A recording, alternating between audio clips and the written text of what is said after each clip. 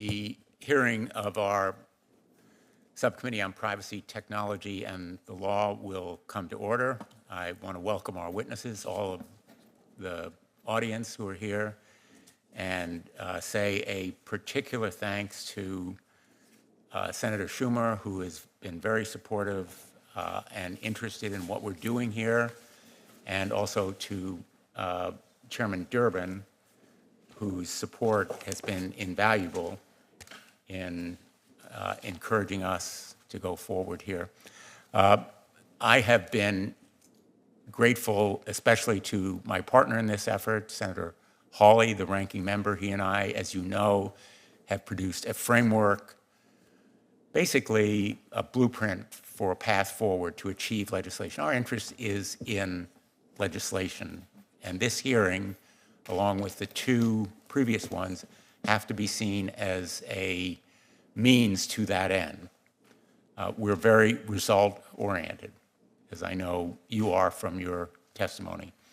And I've been enormously encouraged and emboldened by the response so far, just in the past few days, and from my conversations with leaders in the industry like Mr. Smith. There is a deep appetite, indeed a hunger, for rules and guardrails, basic safeguards for businesses and consumers, for people in general, from the panoply of potential perils. But there's also a desire to make use of the tremendous potential benefits.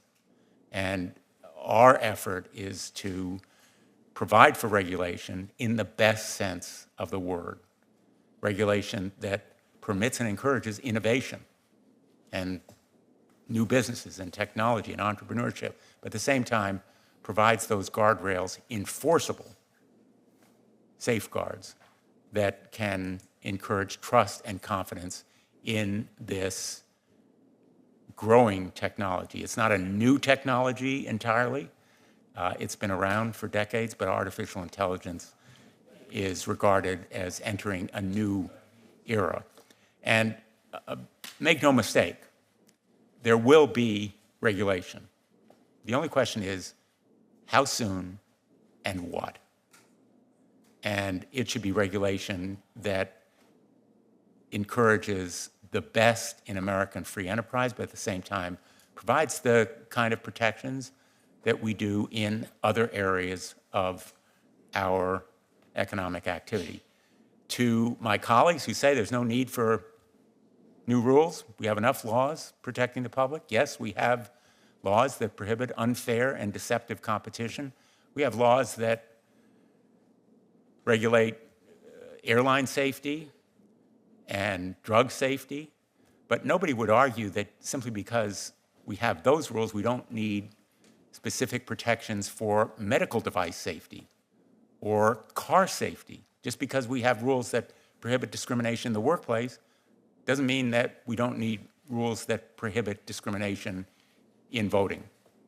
And we need to make sure that these protections are framed and targeted in a way that apply to the risks involved.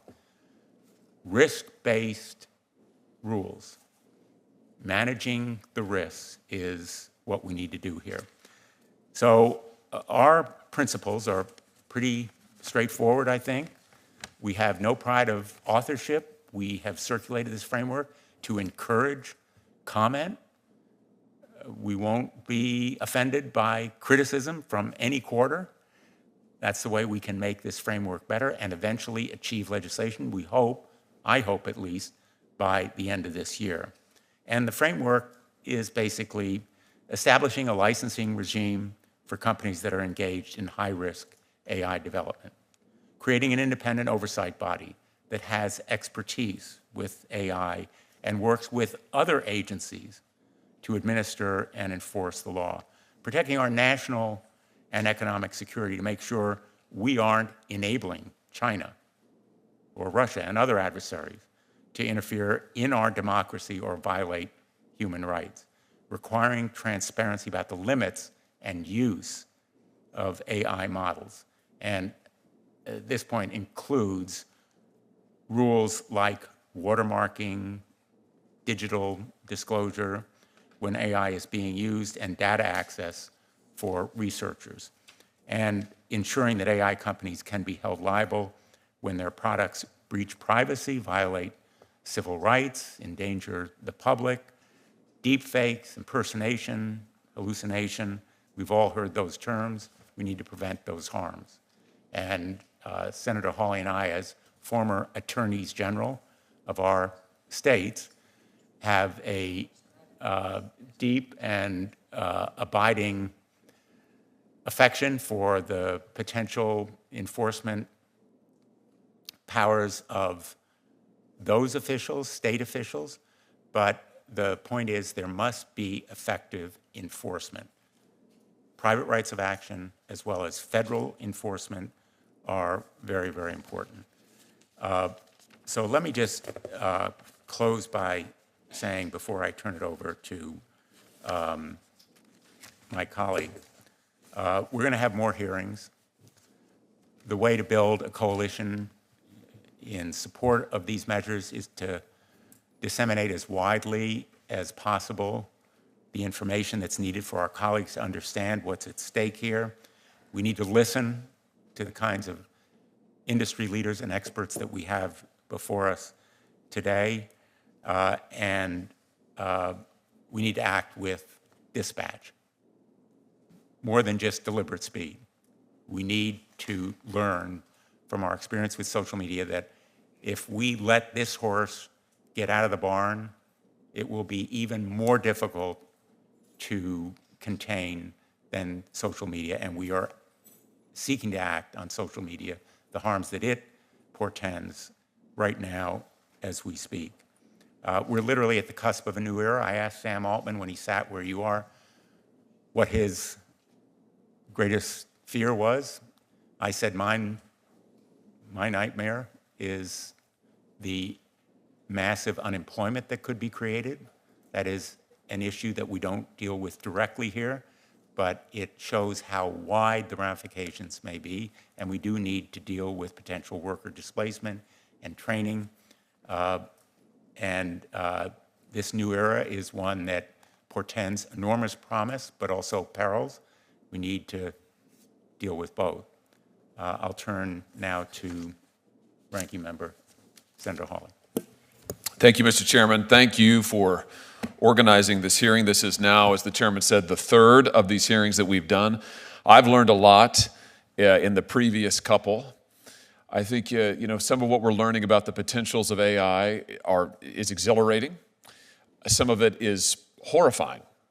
And I think what I hear the chairman saying, and what I certainly agree with, is we have a responsibility here now to do our part to make sure that this new technology, which holds a lot of promise but also peril, actually works for the American people, that it's good for working people, that it's good for families, that we don't make the same mistakes that Congress made with social media, where 30 years ago now, Congress basically outsourced social media to the biggest corporations in the world, and that has been, I would submit to you, nearly an unmitigated disaster, where we have had the biggest, most powerful corporations, not just in America, but on the globe and in the history of the globe, doing whatever they want with social media, running experiments basically every day on America's kids, inflicting mental health harms, the likes of which we've never seen, messing around in our elections in a way that is deeply, deeply corrosive to our way of life. We cannot make those mistakes again.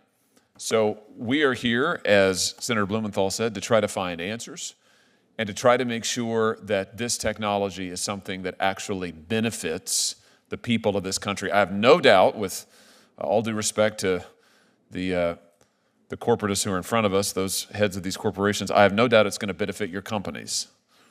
What I want to make sure is that it actually benefits the American people. And I think that's the task that we're engaged in. I look forward to this today. Thank you, Mr. Chairman. Thank you. I want to introduce our witnesses, and then, as is our custom, I will swear them in and ask them to submit their testimony. Welcome to all of you. William Dally is NVIDIA's chief scientist. He joined NVIDIA in January 2009 as chief scientist after spending 12 years at Stanford University, where he was chairman of the computer science department. He has published over 250 papers. He holds 120 issued patents, and he's the author of 4 textbooks. Brad Smith is vice chair and president of Microsoft.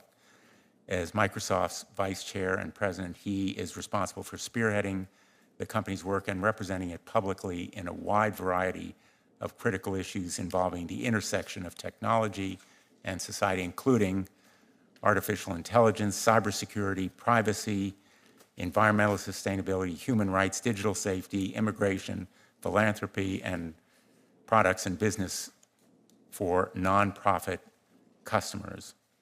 And we appreciate your being here. Professor Hartzog, Woodrow Hartzog, is professor of law and class of 1960s scholar at Boston University School of Law. He's also a non-resident fellow at the Cordell Institute of Policy and Medicine and Law at Washington University, a faculty associate at the Berkman Klein Center for Internet and Society at Harvard University, and an affiliate scholar at the Center for Internet and Society at Stanford Law School. I could go on about each of you at much greater length with all your credentials, but suffice it to say, very impressive. And if you now stand, I'll administer the oath. Do you solemnly swear that the testimony you're about to give is the truth, the whole truth, and nothing but the truth? So help you God. Thank you.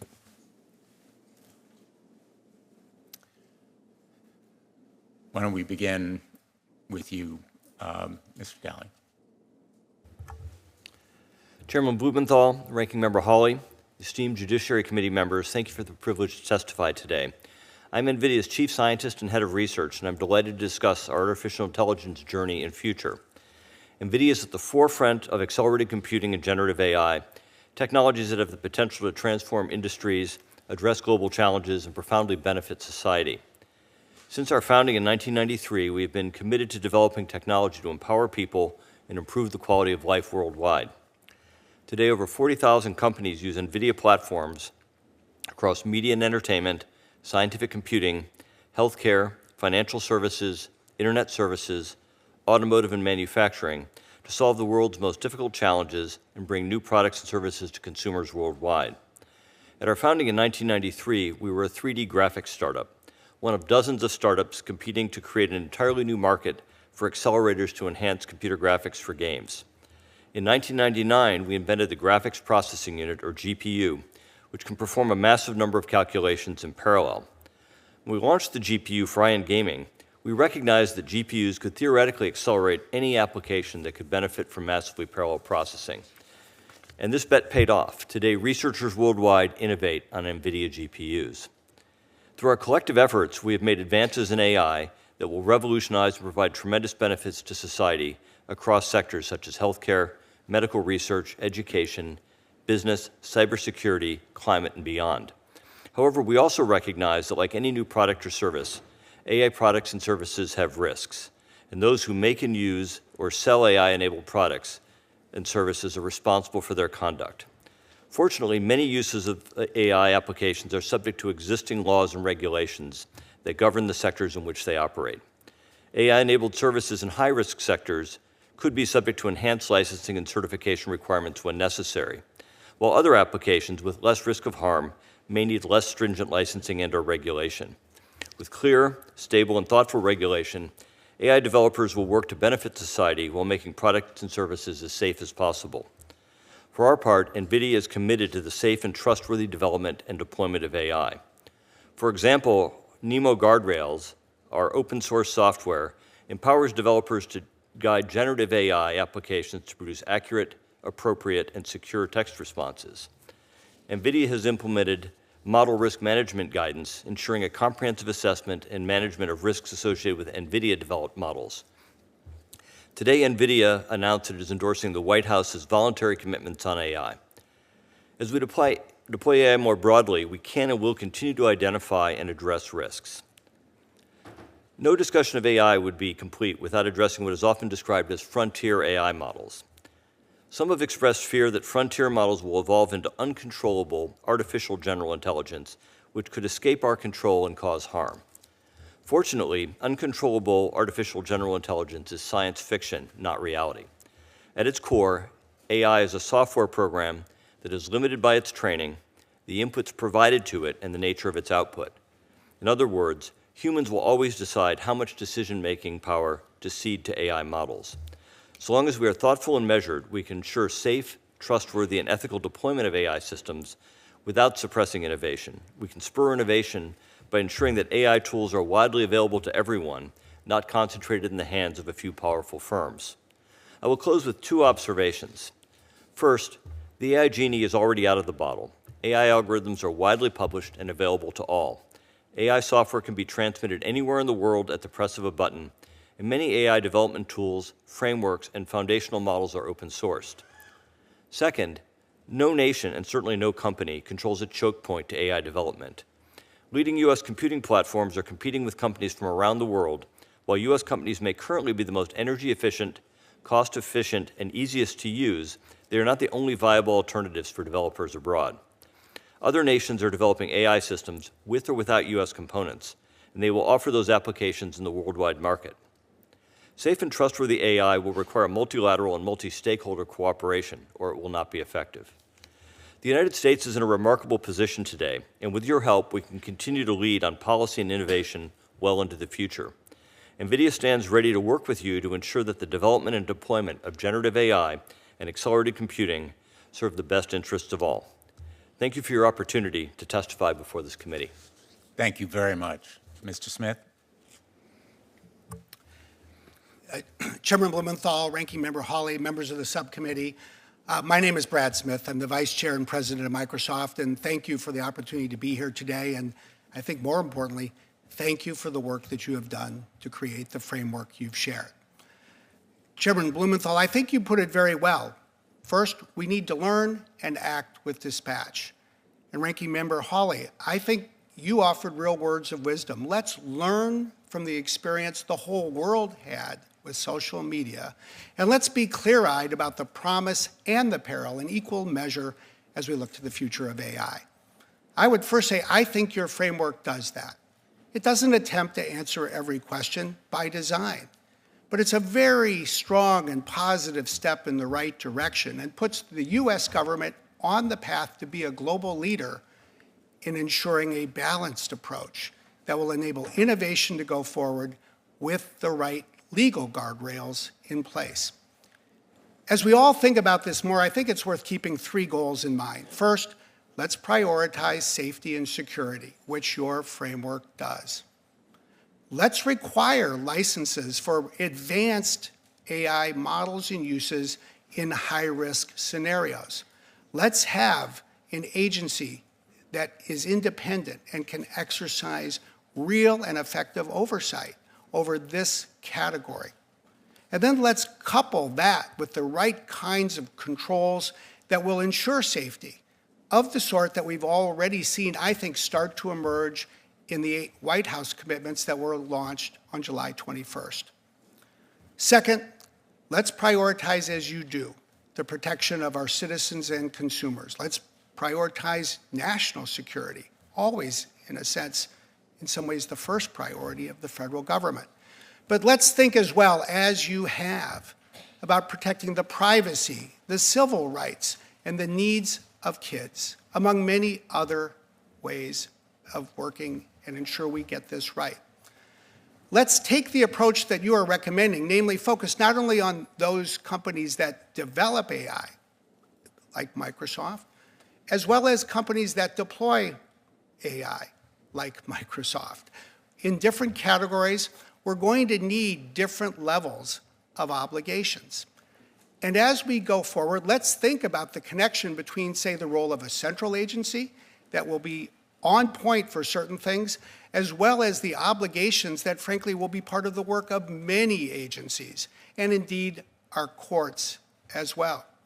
And let's do one other thing as well. Maybe it's one of the most important things we need to do so that we ensure that the threats that many people worry about remain part of science fiction and don't become a new reality. Let's keep AI under the control of people. It needs to be safe. And to do that, as we've encouraged, there need to be safety brakes, especially for any AI application or system that controls critical infrastructure. If a company wants to use AI to, say, control the electrical grid or all of the self-driving cars on our roads or the water supply, we need to learn from so many other technologies that do great things but also can go wrong. We need a safety brake, just like we have a circuit breaker in every building and home in this country to stop the flow of electricity if that's needed.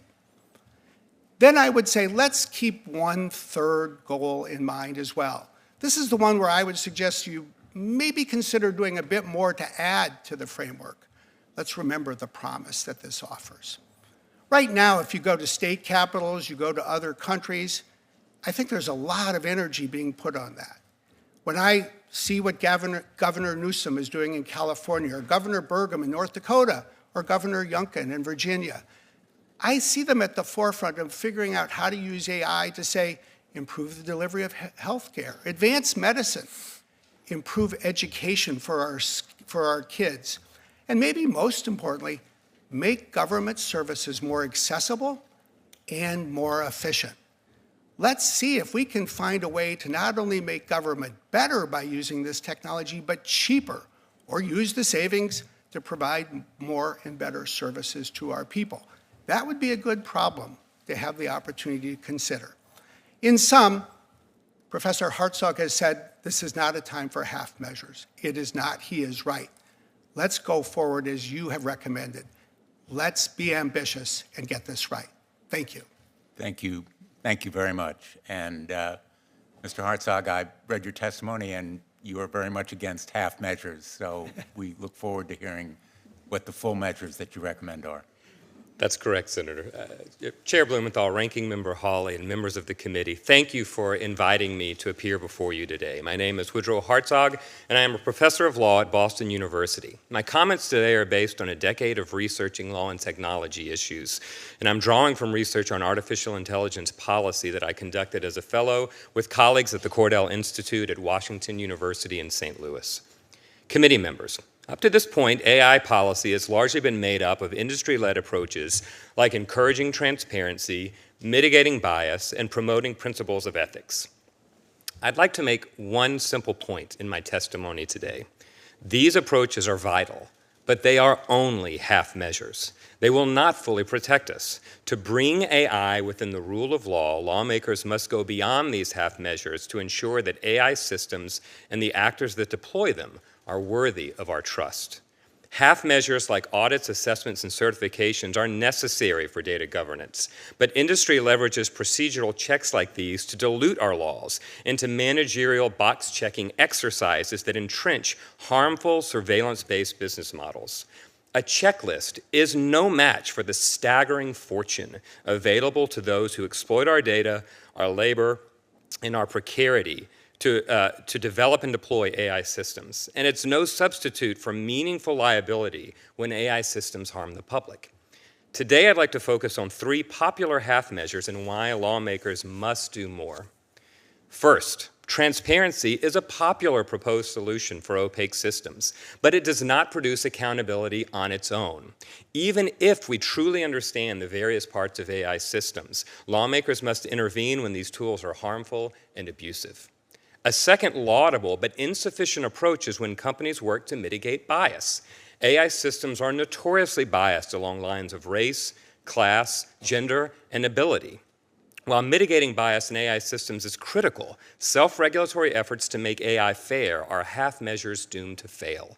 It's easy to say that AI systems should not be biased. It's very difficult to find consensus on what that means and how to get there. Additionally, it's a mistake to assume that if a system is fair, then it's safe for all people. Even if we ensure that AI systems work equally well for all communities, all we will have done is create a more effective tool that the powerful can use to dominate, manipulate, and discriminate. A third AI half measure is committing to ethical principles. Ethics are important, and these principles sound impressive, but they are a poor substitute for laws. It's easy to commit to ethics, but industry doesn't have the incentive to leave money on the table for the good of society. I have 3 recommendations for the committee to move beyond AI half measures. First, lawmakers must accept that AI systems are not neutral and regulate how they are designed. People often argue that lawmakers should avoid design rules for technologies because there are no bad AI systems, only bad AI users. This view of technologies is wrong. There is no such thing as a neutral technology, including AI systems. Facial recognition technologies empower the watcher. Generative AI systems replace labor. Lawmakers should embrace established theories of accountability, like product liabilities theory of defective design, or consumer protections theory of providing the means and instrumentalities of unfair and deceptive conduct. My second recommendation is to focus on substantive laws that limit abuses of power. AI systems are so complex and powerful that it can seem like trying to regulate magic. But the broader risks and benefits of AI systems are not so new. AI systems bestow power. This power is used to benefit some and harm others.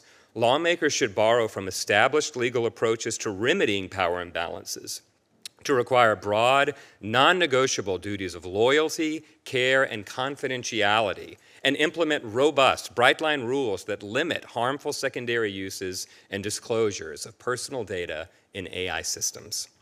My final recommendation is to encourage lawmakers to resist the idea that AI is inevitable.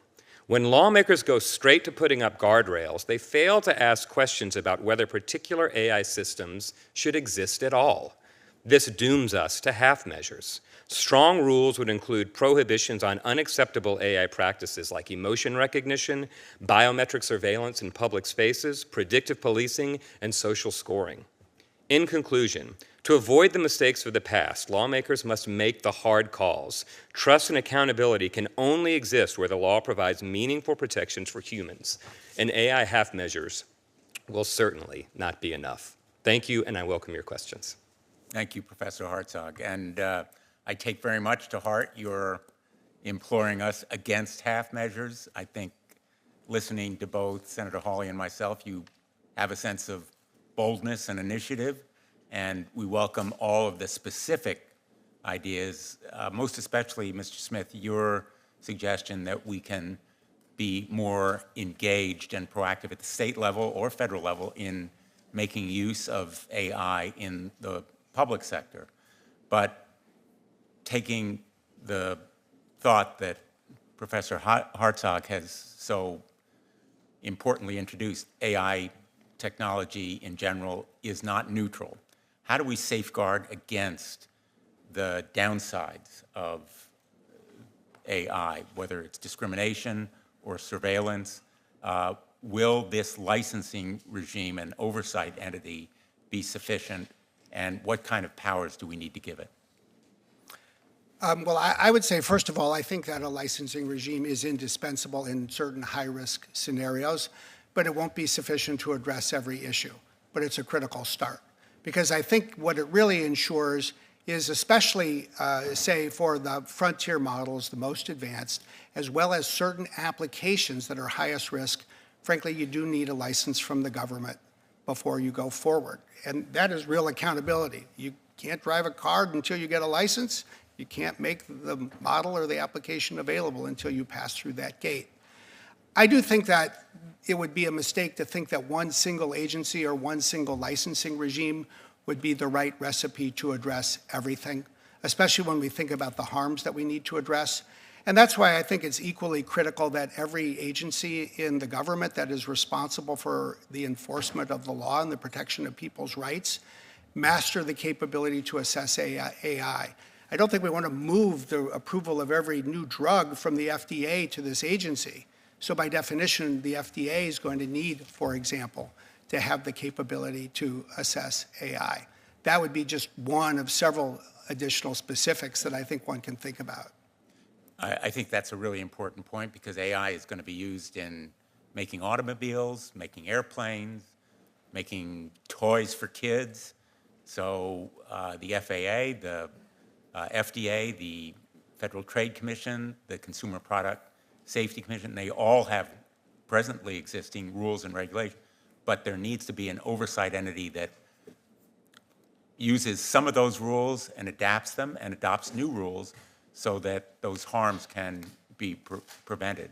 And there are a lot of different names we could call that entity. Connecticut now has an Office of Artificial Intelligence. You could use different terms, but I think the idea is that we want to make sure that the harms are prevented through a licensing regime focused on risk. Mr. Daly, you said that autonomous AI is science fiction. AI beyond human control is science fiction. But science fiction has a way of coming true. And I wonder whether that is a potential fear. Certainly, it is one that's widely shared at the moment. Whether it's fact-based or not, it is in the reality of human perception. And as you well know, trust and confidence are very, very important. So I wonder how we counter the perception and prevent the science fiction from becoming reality. So what I said is that artificial general intelligence that gets out of control is science fiction, not autonomous. We use artificial intelligence, for example, autonomous vehicles all the time. I think the way we make sure that we have control over AI of all sorts is by, for any really critical application, keeping a human in the loop. AI is a computer program. It takes an input, it produces an output, and if you don't connect up something that can cause harm to that output, it can't cause that harm. And so anytime that there is some grievous harm that could happen, you want a human being between the output of that AI model and the causing of harm. And so I think as long as we're careful about how we deploy AI to keep humans in the critical loops, I think we can assure that the AIs won't take over and shut down our power grid or cause airplanes to fall out of the sky. We can keep control over them. Thank you. I have a lot more questions, but we're going to adhere to 5-minute rounds. We have a very busy day, as you know, with votes, as a matter of fact. And I'll turn to Senator Hawley. Thank you, Mr. Chairman. Thanks again to the witnesses for being here. I want to particularly thank you, Mr. Smith. I know that there's a group of other of your colleagues, your counterparts in industry who are gathering, I think, tomorrow. And that is what it is. But I appreciate you being willing to be here in public and answer questions in front of the press is here, and this is open to anybody who wants to see it. And I think that's the way that this ought to be done. I appreciate you being willing to do that. You mentioned protecting kids. I just want to start with that, if I could. I want to ask you a little bit about what Microsoft has done and is doing. Kids use your Bing chatbot. Is that fair to say? Yes, we have certain age controls, so we don't let a child of any age, but yes, in general, it is possible for children to register if they're of a certain age. And the age is? I'm trying to remember as I sit here. I think it's 13. Does that sound right? Maybe something I was going to say 12 or 13. I'll take it to 13. Do you have some sort of age verification? I mean, how do we know what age? I mean, obviously the kid can put in whatever age he or she wants to. Is there some form of age verification for Bing? We do have age verification systems that then involve typically getting permission from a parent, and we use this across our services, including for gaming. I don't remember off the top of my head exactly how it works, but I'd be happy to get you the details. Great. My impression is that Bing Chat doesn't really have an enforceable age verification. I mean, there's no way really to know. But again, you correct me if that's wrong. Let me ask you this. What happens to all of the information that our hypothetical 13-year-old is putting into the tool as it's having this chat? I mean, they could be chatting about anything and going back and forth on any number of subjects. What happens to that info that the kid puts in? Well, the most important thing I would say first is that it all is done in a manner that protects the privacy of children. And how is that? Well, we follow the rules in COPPA, which, as you know, exists to protect child online privacy. And it forbids using it for tracking. It forbids its use for advertising or for other things. It seeks to put very tight controls around the use and the retention of that information. The second thing I would just add to that is, in addition to protecting privacy, we are hyper-focused on ensuring that, in most cases, people of any age, but especially children, are not able to use something like Bing Chat in ways that would cause harm to themselves or to others. And how do you do that? We basically have a safety architecture that we use across the board. Think about it like this. There's two things around a model. The first is called a classifier, so that if somebody asks, how can I commit suicide tonight? How can I blow up my school tomorrow? That hits a classifier that identifies a class of questions or prompts or issues. And then second, there's what we call meta prompts. And we intervene so that the question is not answered. If someone asks how to commit suicide, we typically would provide a response that encourages someone to get mental health assistance and counseling and tells them how. If somebody wants to know how to build a bomb, it says, no, you cannot use this to do that. And that fundamental safety architecture is going to evolve, it's going to get better, but in a sense, it's at the heart, if you will, of both what we do and I think the best practices in the industry. And I think part of what this is all about, that we're talking about here, is how we take that architectural element and continue to strengthen it. Very good. That's helpful. Let me ask you about the information, back to the kids' information for a second. Is it stored in the United States? Is it stored overseas? If the child is in the United States, the data is stored in the United States. That's true not only for children, it's for adults as well. And who has access to that data? The child has access. If the parents may or may not have access. Typically, we give. In what circumstances would the parents have access? I would have to go get you the specifics on that. Our general principle is this, and this is something we've implemented in the United States, even though it's not legally required in the United States. It is legally required, as you may know, in Europe. People, we think, have a right to find out what information we have about them. They have the right to see it. They have the right to ask us to correct it if it's wrong. They have the right to ask us to delete it if that's what they want us to do.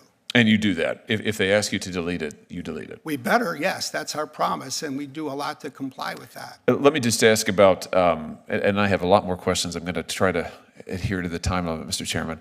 5 minutes, Mr. Chairman. We'll have a second round. All right. That's great news for us, not such great news for the witnesses. Sorry. Yeah, right.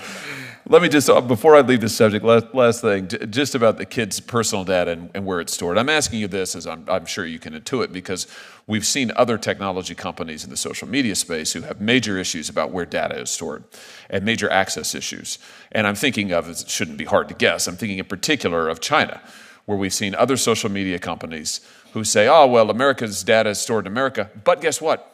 Lots of people in other countries can access that data. So is that true for you, Mr. Smith? Is a child's data that they've entered into the Bing chat that's stored in the United States, you just said, if they're an American citizen, can that be accessed in, let's say, China by a Microsoft China-based engineer? I don't believe so. I'd love to go back and just confirm that, but I don't believe. Would you be able to get Sure. that for me for the record? Thank you. Okay, I'll have lots more questions later. Thanks, Mr. Chairman. Thanks, Senator Hawley. Senator Klobuchar. Thank you very much. Thank you, all of you. I think I will lead with some elections questions since I'm the chair of the Rules Committee. Mr. Smith, in your written testimony, you talked about how watermarks could be helpful disclosure of AI material. As you know, and we've talked about, I have a bill that I lead that Representative Clark leads in the House to require disclaimer and some kind of mark on AI-generated ads. I think we have to go further. We'll get to that in a minute, Professor Herzog. But could you talk about what you mean by, in your written testimony, the health of democracy and meaningful civic discourse will undoubtedly benefit from initiatives that help protect the public against deception or fraud facilitated by AI-generated conduct? Absolutely. And here I do think things are moving quickly, both in a positive and a worrisome direction in terms of what we're seeing. On the positive side, I think you're seeing the industry come together. You're seeing a company like Adobe, I think, exercise real leadership. And there's a recipe that I see emerging. I think it starts with the first principle. People should have the right to know if they're getting a phone call from a computer, from AI, if there's content coming from an AI system rather than a human being. We then need to make that real with legal rights that back it up. We need to create what's called a provenance system, watermarking for legitimate content, so that it can't be altered easily without our detection to create a deep fake. We need to create an effort that brings the industry and I think governments together so we know what to do, and there's a consensus when we do spot deep fakes, especially say even deep fakes that have altered legitimate content. Thank you. So that would be the first And let's get to that.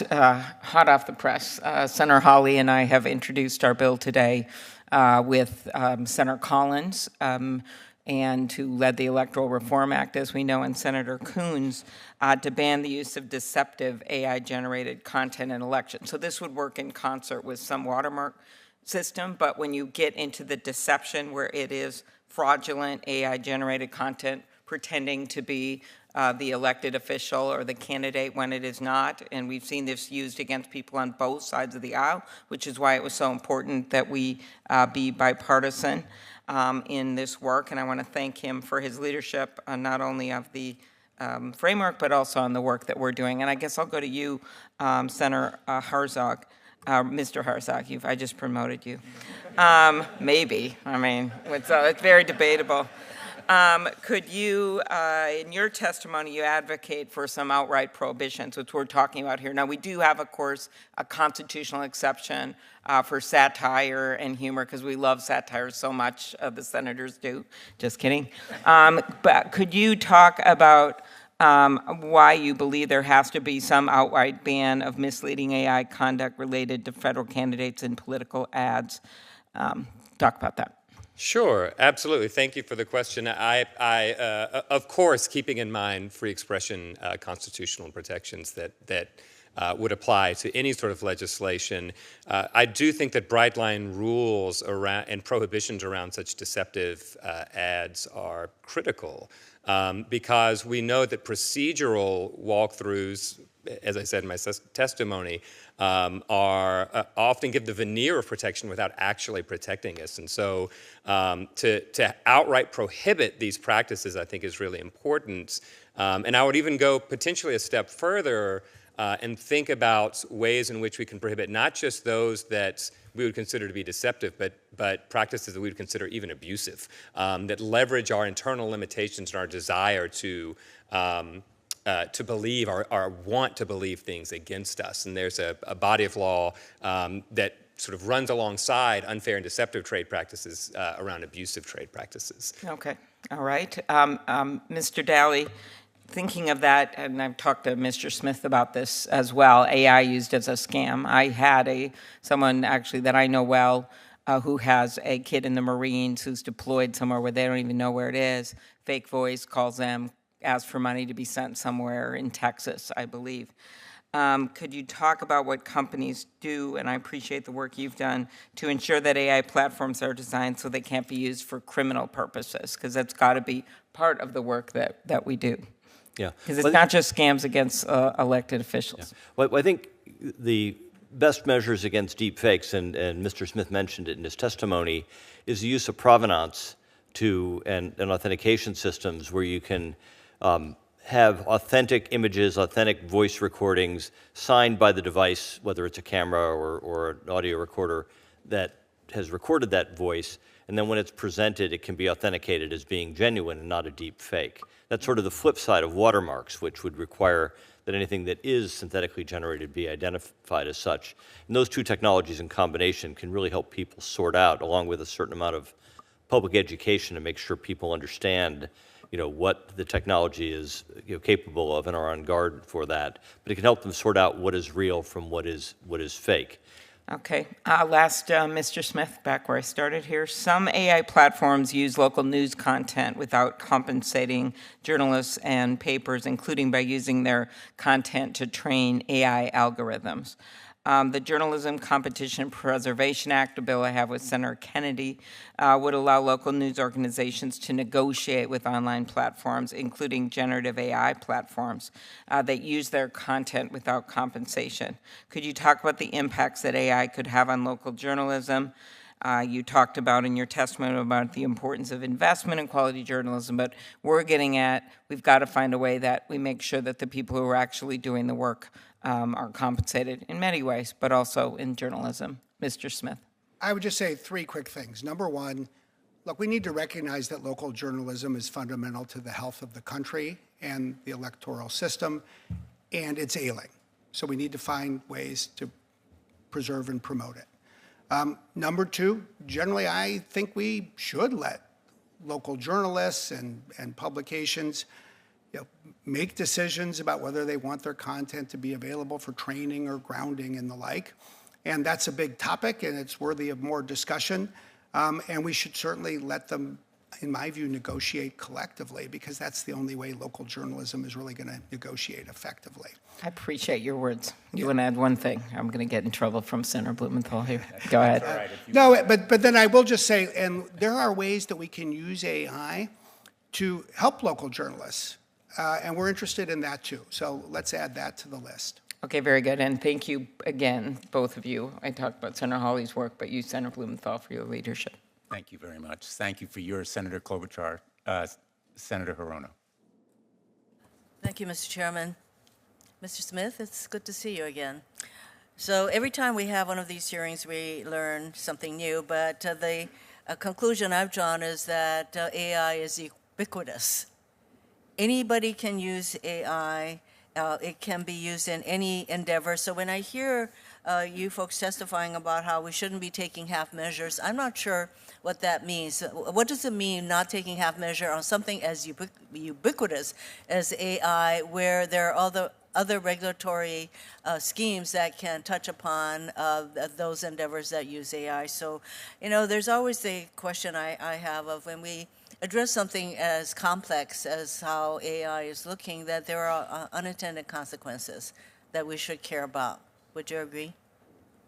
Anybody? Mr. Smith? I would absolutely agree. I think we have to define what's a full measure and what's a half measure, but I bet we can all agree that half measures are not good enough. Well, that is the thing, how to recognize, going forward, what is actually going to help us with this powerful tool. So I have a question for you, Mr. Smith. It is a powerful tool that can be used for either good, or it can also be used to spread a lot of disinformation and misinformation, and that happened during the disaster on Maui. And Maui residents were subject to disinformation, some of it coming from foreign governments, i.e. Russia, looking to sow confusion and distrust, including don't sign up for FEMA because they cannot be trusted. And I worry that with AI, such information will only become more rampant with future disasters. Do you share my concern about misinformation in the disaster context and the role AI could play? And what can we do to prevent these foreign entities from pushing out AI disinformation to people who are very vulnerable? I absolutely share your concern. And I think there's two things we need to think about doing. First, let's use the power of AI as we are to detect these kinds of activities when they're taking place, because they can enable us to go faster, as they did in that instance where Microsoft, among others, used AI and other data technologies to identify what people were doing. Number two, I just think we need to stand up as a country and with other governments and with the public and say there need to be some clear red lines in the world today, regardless of how much else or what else we disagree about. When you think about what happens typically in the wake of an earthquake or a hurricane or a tsunami or a flood, the world comes together. People are generous. They help provide relief. And then let's look at what happened after the fire in Maui. It was the opposite of that. We had some people, not necessarily directed by the Kremlin, but people who regularly spread Russian propaganda, trying to discourage the people of Lahaina from going to the agencies that could help them. That's inexcusable. And we saw what we believe is Chinese-directed activity trying to persuade the world in multiple languages that the fire was caused by the United States government itself using a meteorological weapon. Those are the things that we should all try to bring the international community together and agree they're off limits. Well, how do we identify that this is even occurring, that there is, China or Russia-directed misinformation going on? How do we... I didn't know this was happening, by the way, and even in the Energy Committee on which I sit, we had people testify, and I asked, regarding the Maui disaster, I asked one of the testifiers whether he was aware that there had been disinformation put out by a foreign government in that example, and he said yes, but I don't know that the people of Maui recognized that that was going on. So how do we, one, even identify that that's going on, and then to come forward and say that this is happening, and to name names, identify which country it is that is spreading this kind of disinformation and misinformation? I think we have to think about two things. First, I think we at a company like Microsoft have to lean in, and we are, with data, with infrastructure, with experts, and real-time capability to spot these threats, find the patterns, and reach well-founded conclusions. And then the second thing, this is the harder thing, this is where it's going to need all of your help. What do we do if we find that a foreign government is deliberately trying to spread false information next year in a Senate or presidential campaign about a candidate? How do we create the room so that information can be shared and people will consider it? Yes. You all, with this, the most important word in your framework is bipartisan. How do we create the bipartisan framework so that when we find this, we create a climate where people can listen?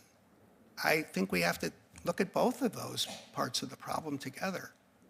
Well, I hope we can do that. And Mr. Chairman, if you don't mind, one of the concerns about AI from the worker standpoint is that their jobs will be gone.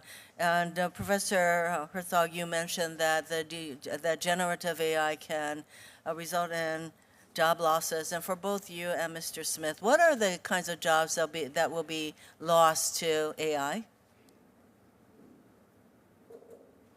That's an excellent question. It's difficult to project that into the future, but I would start with saying that not necessarily something that can be automated effectively, but things that I think that those that control the purse strings think could be automated effectively. And if it gets to the point where it appears as though it could, I imagine you'll see industry move in that direction. Mr. Smith, I think you mentioned in your book, which I am listening to, that things like ordering something out of a drive-through, that those jobs could be gone to AI. Yeah, I was, 4 years ago, we published our book with my co-author behind me, and we said, what's the first job that we think might be eliminated by AI? We don't have a crystal ball, but I bet it's taking an order in the drive-through of a fast food restaurant. You're not really establishing a rapport with the human being. All the person does is listen and type into a computer what you're saying. So when AI can hear as well as a person, it can enter that in. And indeed, I was struck a few months ago, Wendy's, I think it was, announced that they were starting to consider whether they would automate with AI the drive-through. I think there's a lesson, though, in that. And it should give us both pause, but I think a little bit of optimism.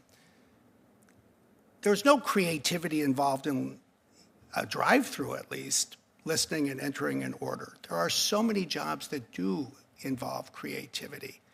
So the real hope, I think, is to use AI to automate the routine, maybe even the work that's boring, to free people up so they can be more creative, so they can focus more on paying attention to other people and helping them. And if we just apply that recipe more broadly, I think we might put ourselves on a path that's more promising. Thank you. Thank you, Mr. Chairman. Thank you, Senator Horner. Senator Kennedy. Thank you, Mr. Chairman, and thank you for calling this hearing. Mr. Daly, am I saying your name correctly, sir? That's correct. Yes.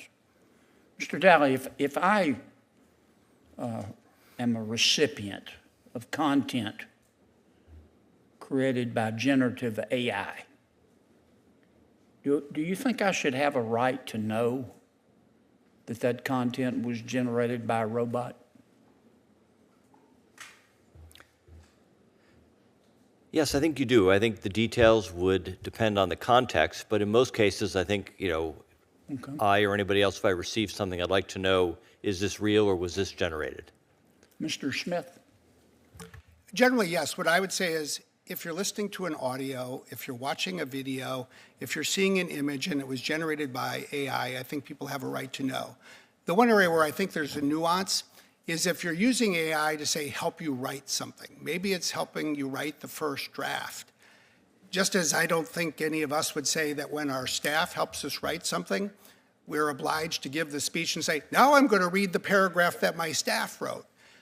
You make it your own.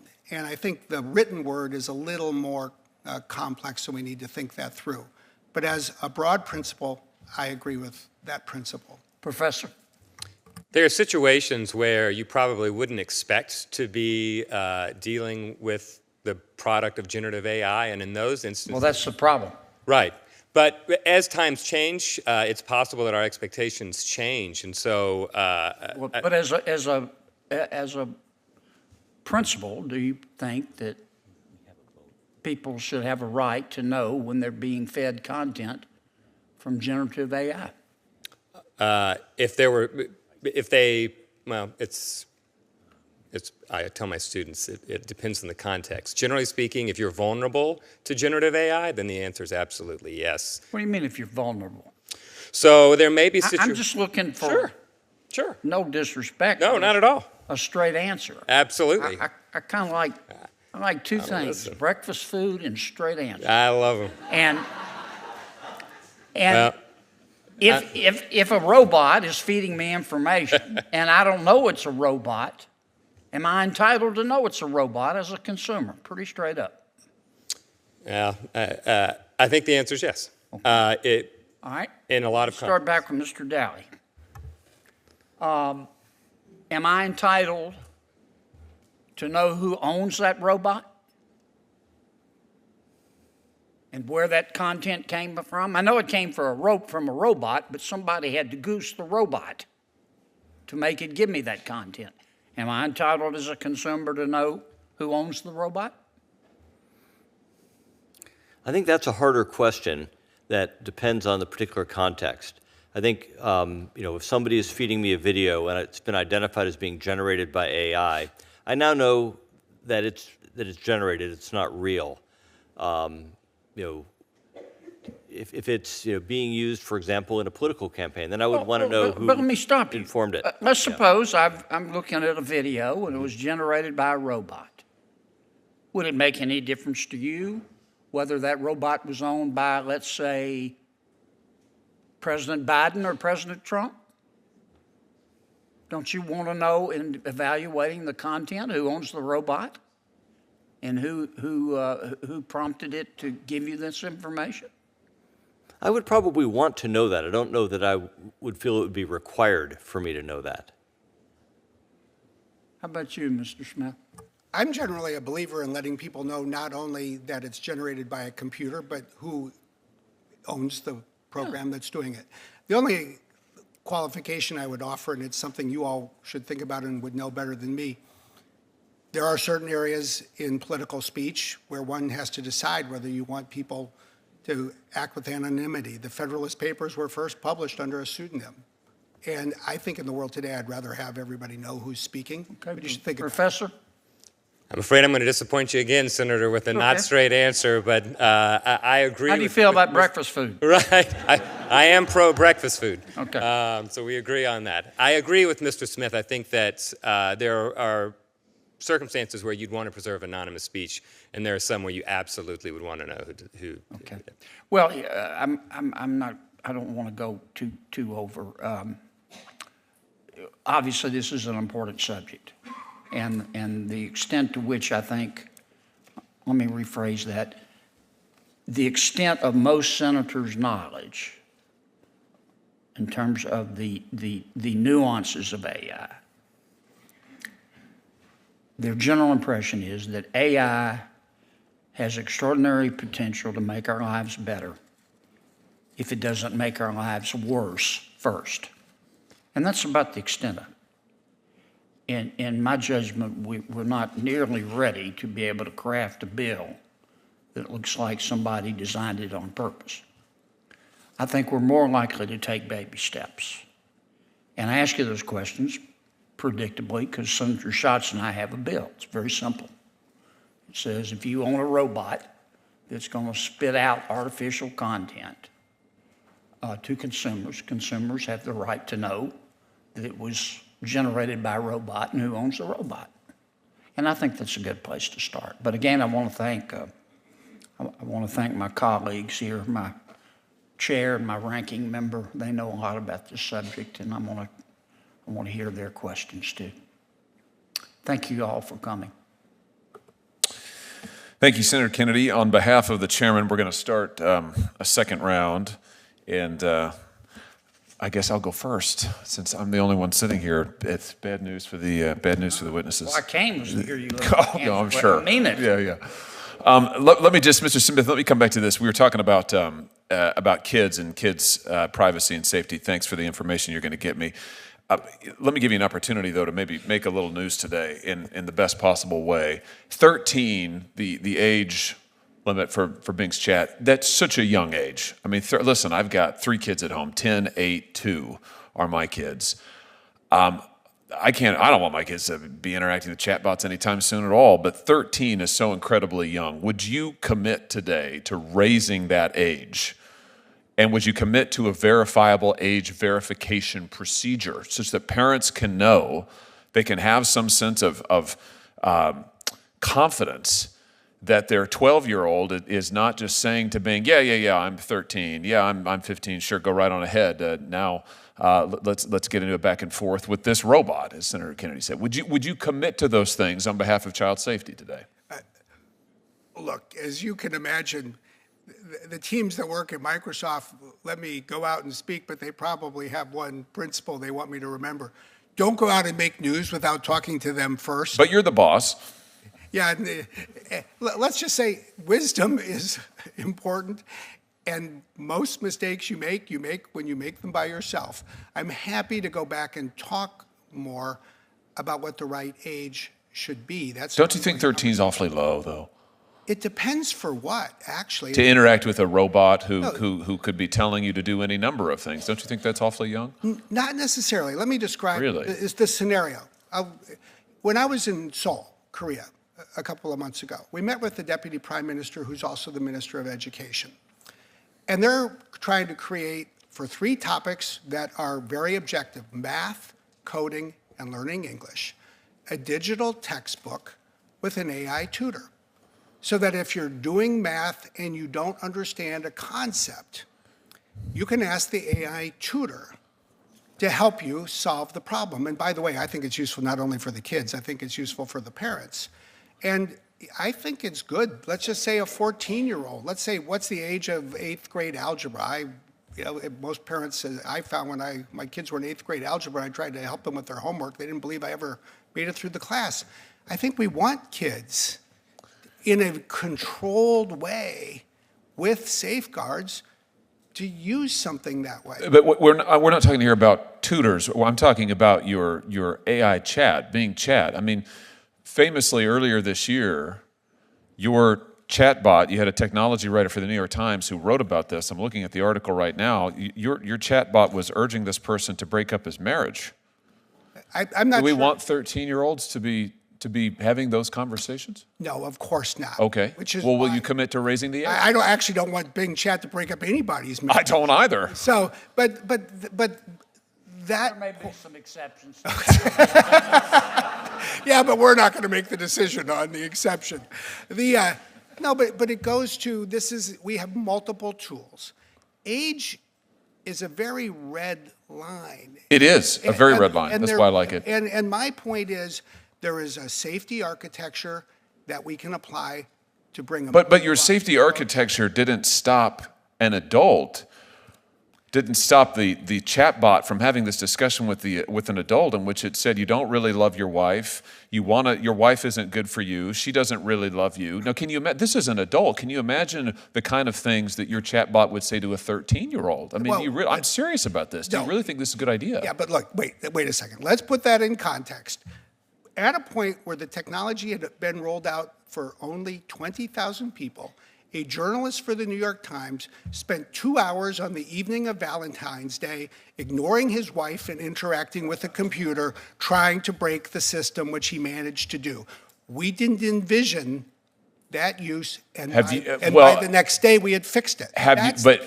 Are you telling me that you've envisioned all the questions that 13-year-olds might ask, and that I, as a parent, should be absolutely fine with that? Are you telling me that I should trust you in the same way that the New York Times writer did?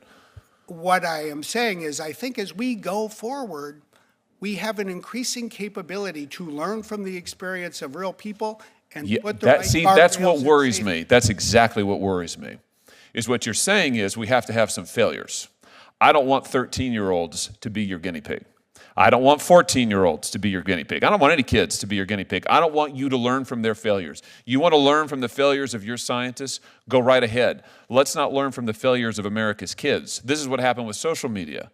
We had social media who made billions of dollars giving us a mental health crisis in this country. They got rich. The kids got depressed, committed suicide.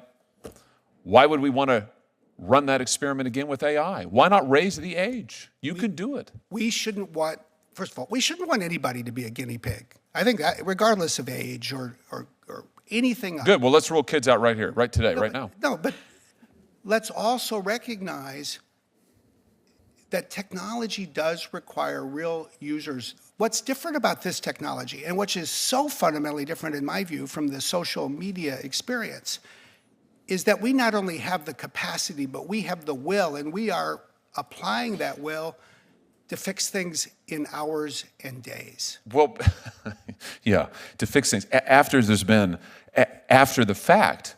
I mean, I'm sorry, it just sounds to me like you're boiling it down. You're saying, trust us. We're gonna do well with this. I'm just asking you why we should trust you with our children. I'm not asking for trust, although I hope we will work every day to earn it.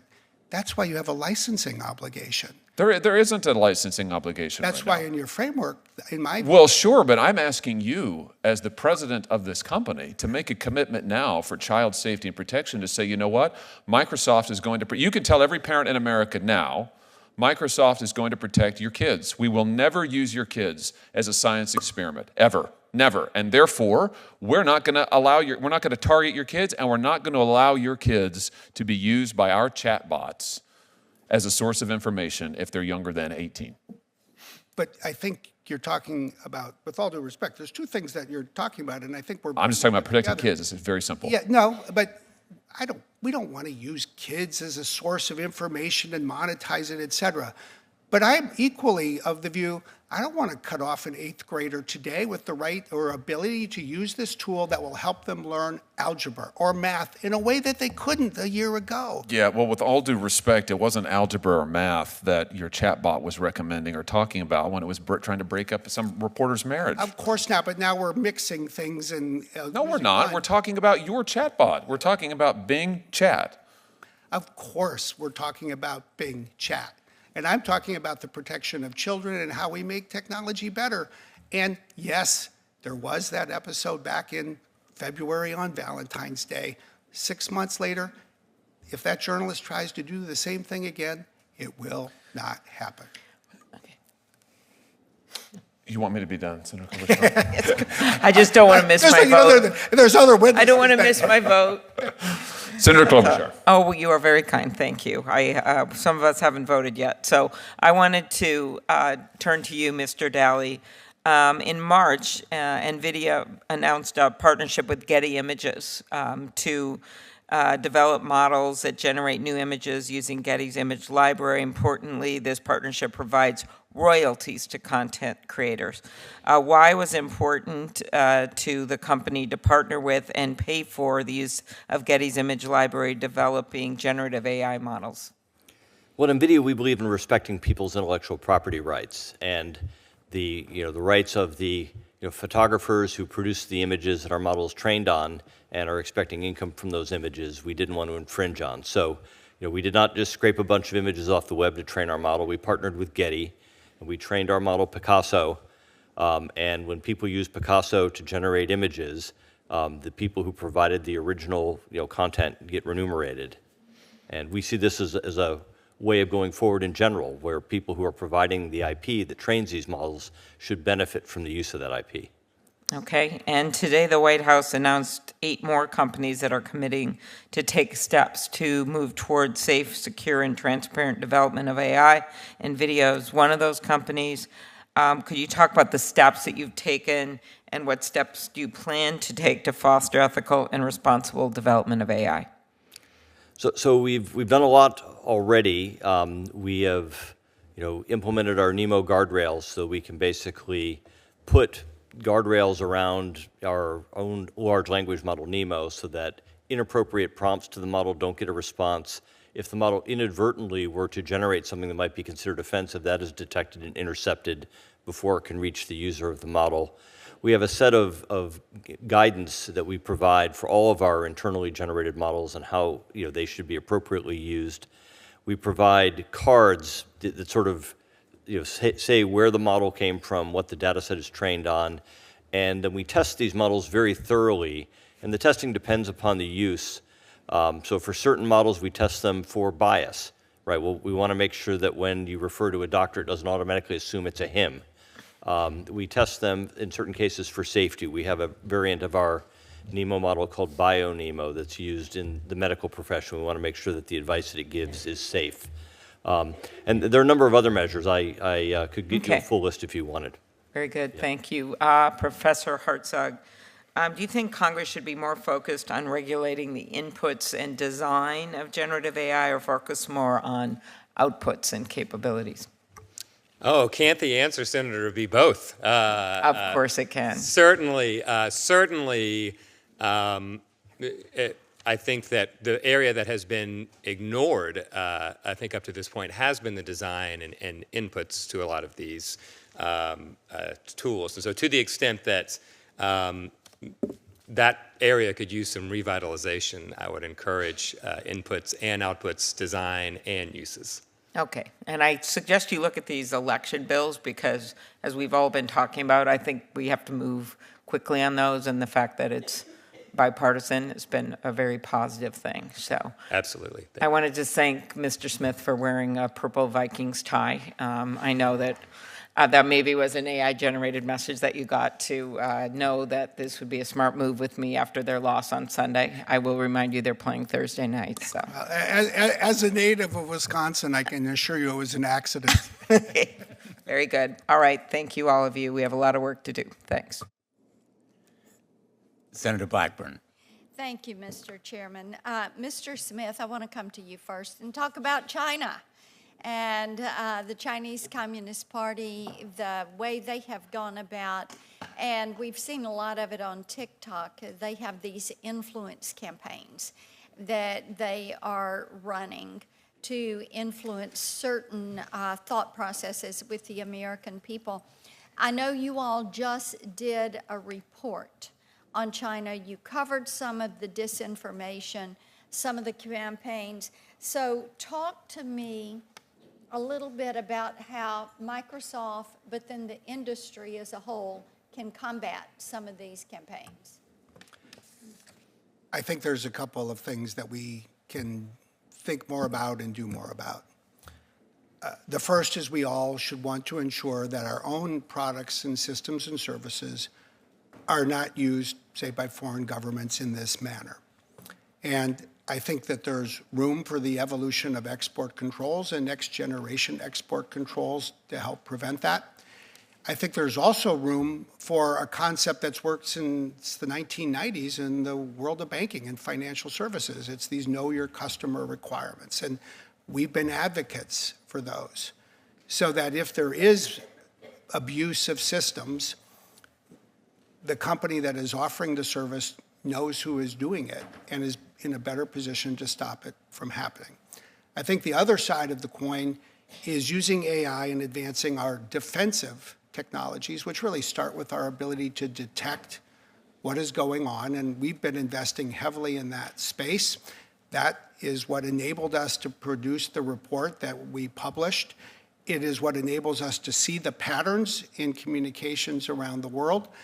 And we're seeking to be a voice with many others that really calls on governments to, I'll say, lift themselves to a higher standard so that they're not using this kind of technology to interfere in other countries, and especially in other countries' elections.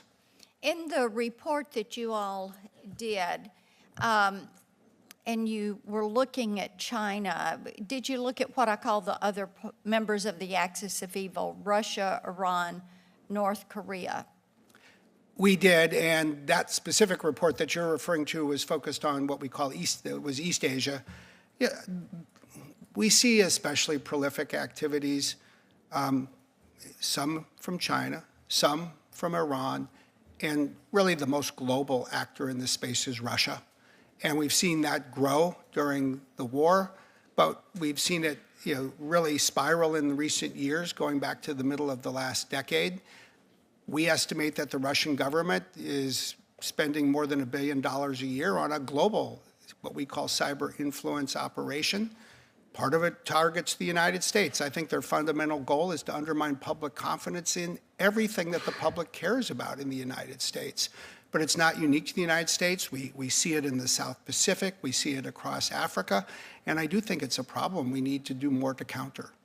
So summing it up, you would see something like a Know Your Customer or a SWIFT system, things that apply to banking, that is there to help weed out. You think that companies should increase their due diligence to make certain that their systems are appropriate, and then being careful about doing business with countries that may misuse a certain technology. Generally, yes. I think one can look at the specific scenarios and what's more high risk, but a Know Your Customer requirement. We've also said a Know Your Cloud requirement in effect, so that these systems are deployed in secure data centers. Okay, Mr. Hartzog, let me come to you. I think one of the things as we look at AI, detrimental impacts, and we don't always want to look at the doomsday scenarios, but we're looking at some of the reports on surveillance, with the CCP surveilling the Uyghurs, with Iran surveilling women. And I think there are other countries that are doing the same type surveillance. So what can you do to prevent that? How do we prevent that? Senator, I've argued in the past that facial recognition technologies and certain sorts of biometric surveillance are fundamentally dangerous, and that there's no world in which that should be safe for any of us, and that we should prohibit them outright. In the very least, prohibition of biometric surveillance in public spaces, prohibition of emotion recognition. This is what I refer to as the strong bright line measures that draws absolute lines in the sands rather than procedural ones that ultimately, I think, end up entrenching this kind of harmful surveillance. Okay. Mr. Chairman, can I take another 30 seconds? Because Mr. Daley was shaking his head in agreement on some things. I was catching that. Do you want to weigh in before I close my questioning on either of these topics? I was in general agreement, I guess, when I was shaking my head. I think we need to be very careful about who we sell our technology to, and at NVIDIA we try to sell to people who are using this for good commercial purposes and not to suppress others. And we will continue to do that because we don't want to see this technology misused to oppress anybody. Got it. Thank you. Thanks. Thanks, Senator Blackburn. My colleague, Senator Hawley, mentioned that we have a forum tomorrow, which I welcome. I think anything to aid in our education and enlightenment, our being senators, is a good thing. And I just want to express the hope that some of the folks who are appearing in that venue will also cooperate and appear before this subcommittee. We will certainly be inviting more than a few of them, and I want to express my thanks to all of you for being here, but especially to Mr. Smith, who has to be here tomorrow to talk to my colleagues privately, and our effort is complementary, not contradictory to what Senator Schumer is doing, as you know. I'm very focused on election interference because elections are upon us, and I want to thank my colleagues, Senator Klobuchar and Hawley, Coons, and Collins, for taking a first step toward addressing the harms that may result from deepfakes, impersonation, all of the potential perils that we've identified here. And it seems to me that authenticating the truth or ads that embody true images and voices is one approach, and then banning the deepfakes and impersonations is another approach. And obviously banning anything in the public realm in public discourse endangers running afoul of the First Amendment, which is why disclosure is often the remedy that we seek, especially in campaign finance. So maybe I should ask all of you whether you see that banning certain kinds of election interference, and Mr. Smith, you raised the specter of foreign interference and the frauds and scams that could be perpetrated as they were in 2016. And I think it is one of those nightmares that should keep us up at night, because we are an open society. We welcome free expression, and AI is a form of expression, whether we regard it as free or not, and whether it's generated and high risk or simply touching up some of the background in a TV ad. Maybe you can each of you talk a little bit about what you see the potential remedies there. Mr. Dowling? So I think it is a grave concern with the election season coming up that the American public may be misled by deep fakes of various kinds. I think, as you mentioned, that the use of provenance to authenticate a true image or voice at its source and then tracking that to its deployment will let us know what are real images. And if we insist on AI content, AI-generated content being identified as such, then people are at least tipped off that this is generated and not the real thing. I think that we need to avoid, having some, especially foreign entity interfere in our elections. But at the same time, AI-generated content is speech, and I think it would be a dangerous precedent to try to ban something. I think it's much better to have disclosure, as you suggested, than to ban something outright. Mr. Smith? Three thoughts. Number one, 2024 is a critical year for elections, not only in this country, but it's not only for the United States, it's for the United Kingdom, for India, across the European Union. More than 2 billion people will vote for who is going to represent them. And so this is a global issue for the world's democracies. Number two, I think you're right to focus in particular on the First Amendment, because it's such a critical cornerstone for American political life and the rights that we all enjoy. And yet I will also be quick to add, I don't think the Russian government qualifies for protection under the First Amendment.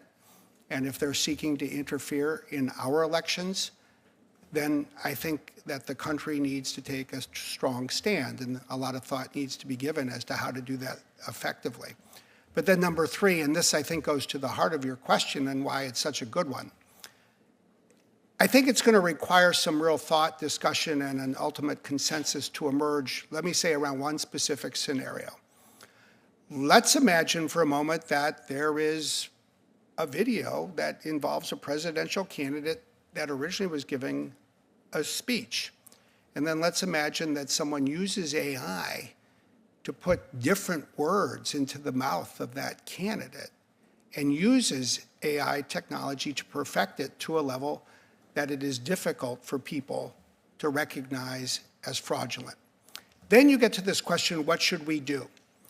And at least as I've been trying, and we've been trying to think this through, I think we have two broad alternatives. One is we take it down, and the other is we relabel it. If we do the first, then we're acting as censors, and I do think that makes me nervous. I don't think that's really our role to act as censors, and the government really cannot, I think, under the First Amendment. But relabeling to ensure accuracy, I think that is probably a reasonable path.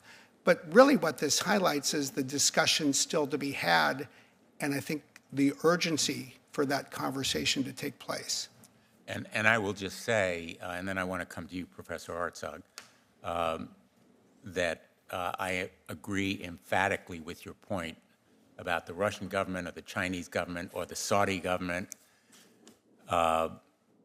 as potential interferers. They're not entitled to the protection of our Bill of Rights when they are seeking to destroy those rights and purposefully trying to take advantage of a free and open society to, in effect, decimate our freedoms.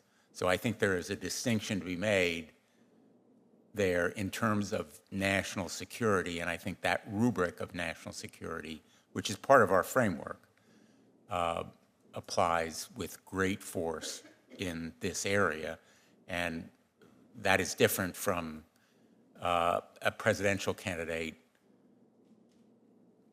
putting up an ad that, in effect, puts words in the mouth of another candidate.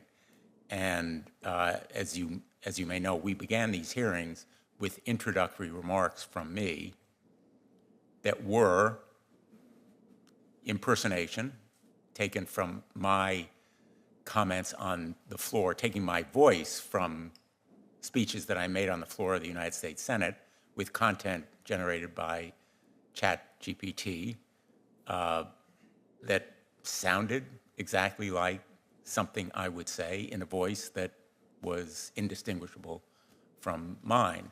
And obviously I disclosed that fact at the hearing. But in real time, as Mark Twain famously said, a lie travels halfway around the world before the truth gets out of bed. And we need to make sure that there is action in real time if you're going to do the kind of identification that you suggested. Real time meaning real time in a campaign, which is measured in minutes and hours, not in days and months. Professor Hartzog? Thank you, Senator. Like you, I'm nervous about just coming out and saying we're going to ban all forms of speech, particularly when you're talking about something as important as political speech. And like you, I also worry about disclosure alone as a half measure. And earlier in this hearing, it was asked, what is a half measure? And I think that goes towards answering your question today. I think the best way to think about half measures is an approach that is necessary but not sufficient, that risks giving us the illusion that we've done enough, but ultimately, and I think this is the pivotal point, doesn't really disrupt the business model and the financial incentives that have gotten us here in the first place. And so to help answer your question, one thing that I would recommend is thinking about throwing lots of different tools, which I applaud your bipartisan framework for doing, is bringing lots of different tools to bear on this problem. Thinking about the role that surveillance advertising plays in powering a lot of these harmful technologies and ecosystems that doesn't allow the system, the lie just to be created, but flourish and to be amplified. And so I would think about rules and safeguards that we could do to help limit those financial incentives, borrowing from standard principles of accountability, things like we use disclosures where it's effective. If it's not effective, you have to make it safe. And if you can't make it safe, it shouldn't exist. Yeah, I think I'm going to turn to Senator Hawley for more questions, but I think this is a real conundrum. We need to do something about it. We need more than half measures. We can't delude ourselves by thinking with a false sense of comfort that we've solved the problem if we don't provide effective enforcement. And to be very blunt, the Federal Elections Commission often has been less than fully effective, a lot less than fully effective in enforcing rules relating to campaigns. And so they're, again, an oversight entity with strong enforcement authority, sufficient resources, and the will to act is going to be very important if we're going to address this problem in real time. Senator Hawley? Mr. Smith, let me just come back to something you said, thinking about now workers. You talked about Wendy's, I think it was, automating the drive-through, and talking about this was a good thing. I just want to press on that a little bit. Is it a good thing that workers lose their jobs to AI, whether it's at Wendy's or whether it's at Walmart or whether it's at the local hardware store? I mean, is it? You pointed out that your comment was that there's really no creativity involved in taking orders through the drive-through, but that is a job, oftentimes a first job for younger Americans. But hey, in this economy, where the wages of blue-collar workers have been flat for 30, 40 years and running, what worries me is that oftentimes what we hear from the tech sector, to be honest with you, is that jobs that don't have creativity, as tech defines it, don't have value. I'm frankly scared to death that AI will replace lots of jobs that tech types think aren't creative and will leave even more blue-collar workers without any place to turn. So my question to you is can we expect more of this, and is it really progress for folks to lose those kind of jobs that, I suspect that's not the best paying job in the world, but at least it's a job. And do we really want to see more of these jobs lost? Well, to be clear, first, I didn't say whether it was a good or bad thing. I was asked to predict what jobs would be impacted and identified that job as one that likely would be. So, but let's, I think, step back, because I think your question is critically important. Let's first reflect on the fact that we've had about 200 years of automation that have impacted jobs, sometimes for the better, sometimes for the worse.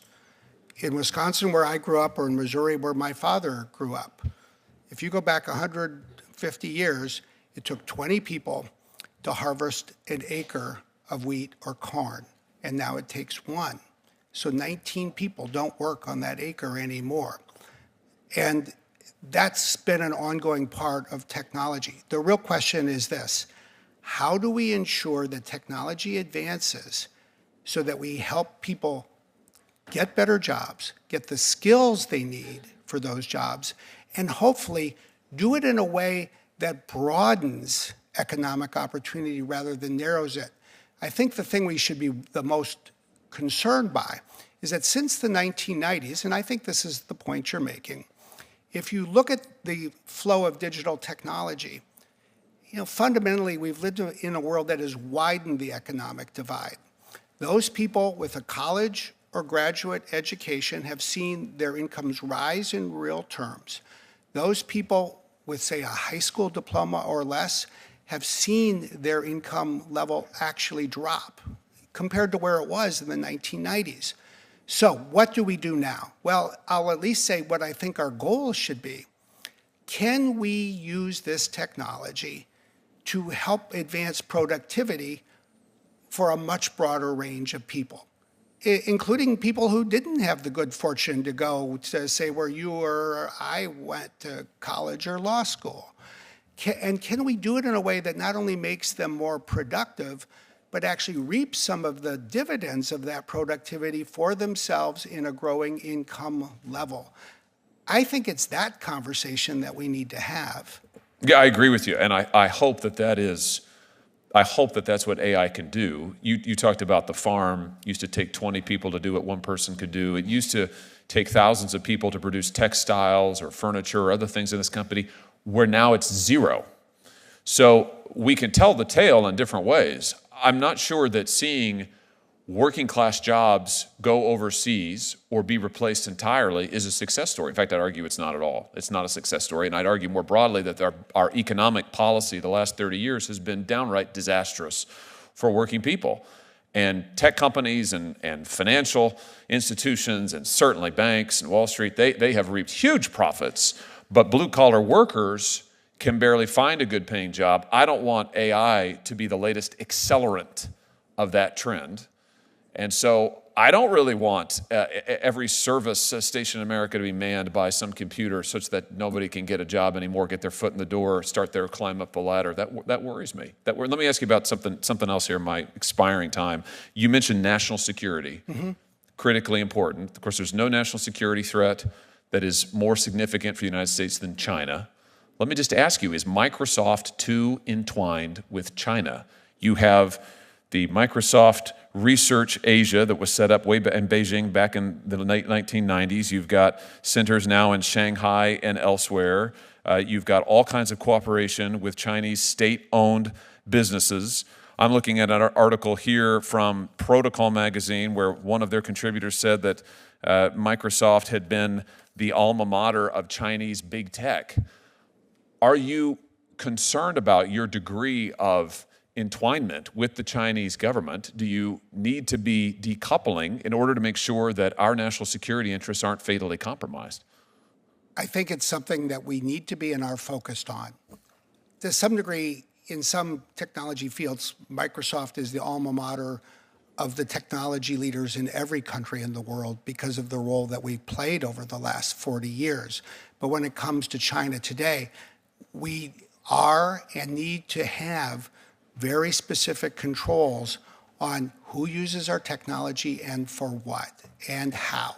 That's why we don't, for example, do work on quantum computing, or we don't provide facial recognition services, or focus on synthetic media, or a whole variety of things, while at the same time, when Starbucks has stores in China, I think it's good that they can run their services in our data center rather than a Chinese company's data center. Well, just on facial recognition, I mean, back in 2016, your company released this database, MS Celeb, 10 million faces without the consent of the folks who were in the database. You eventually took it down, although it took 3 years.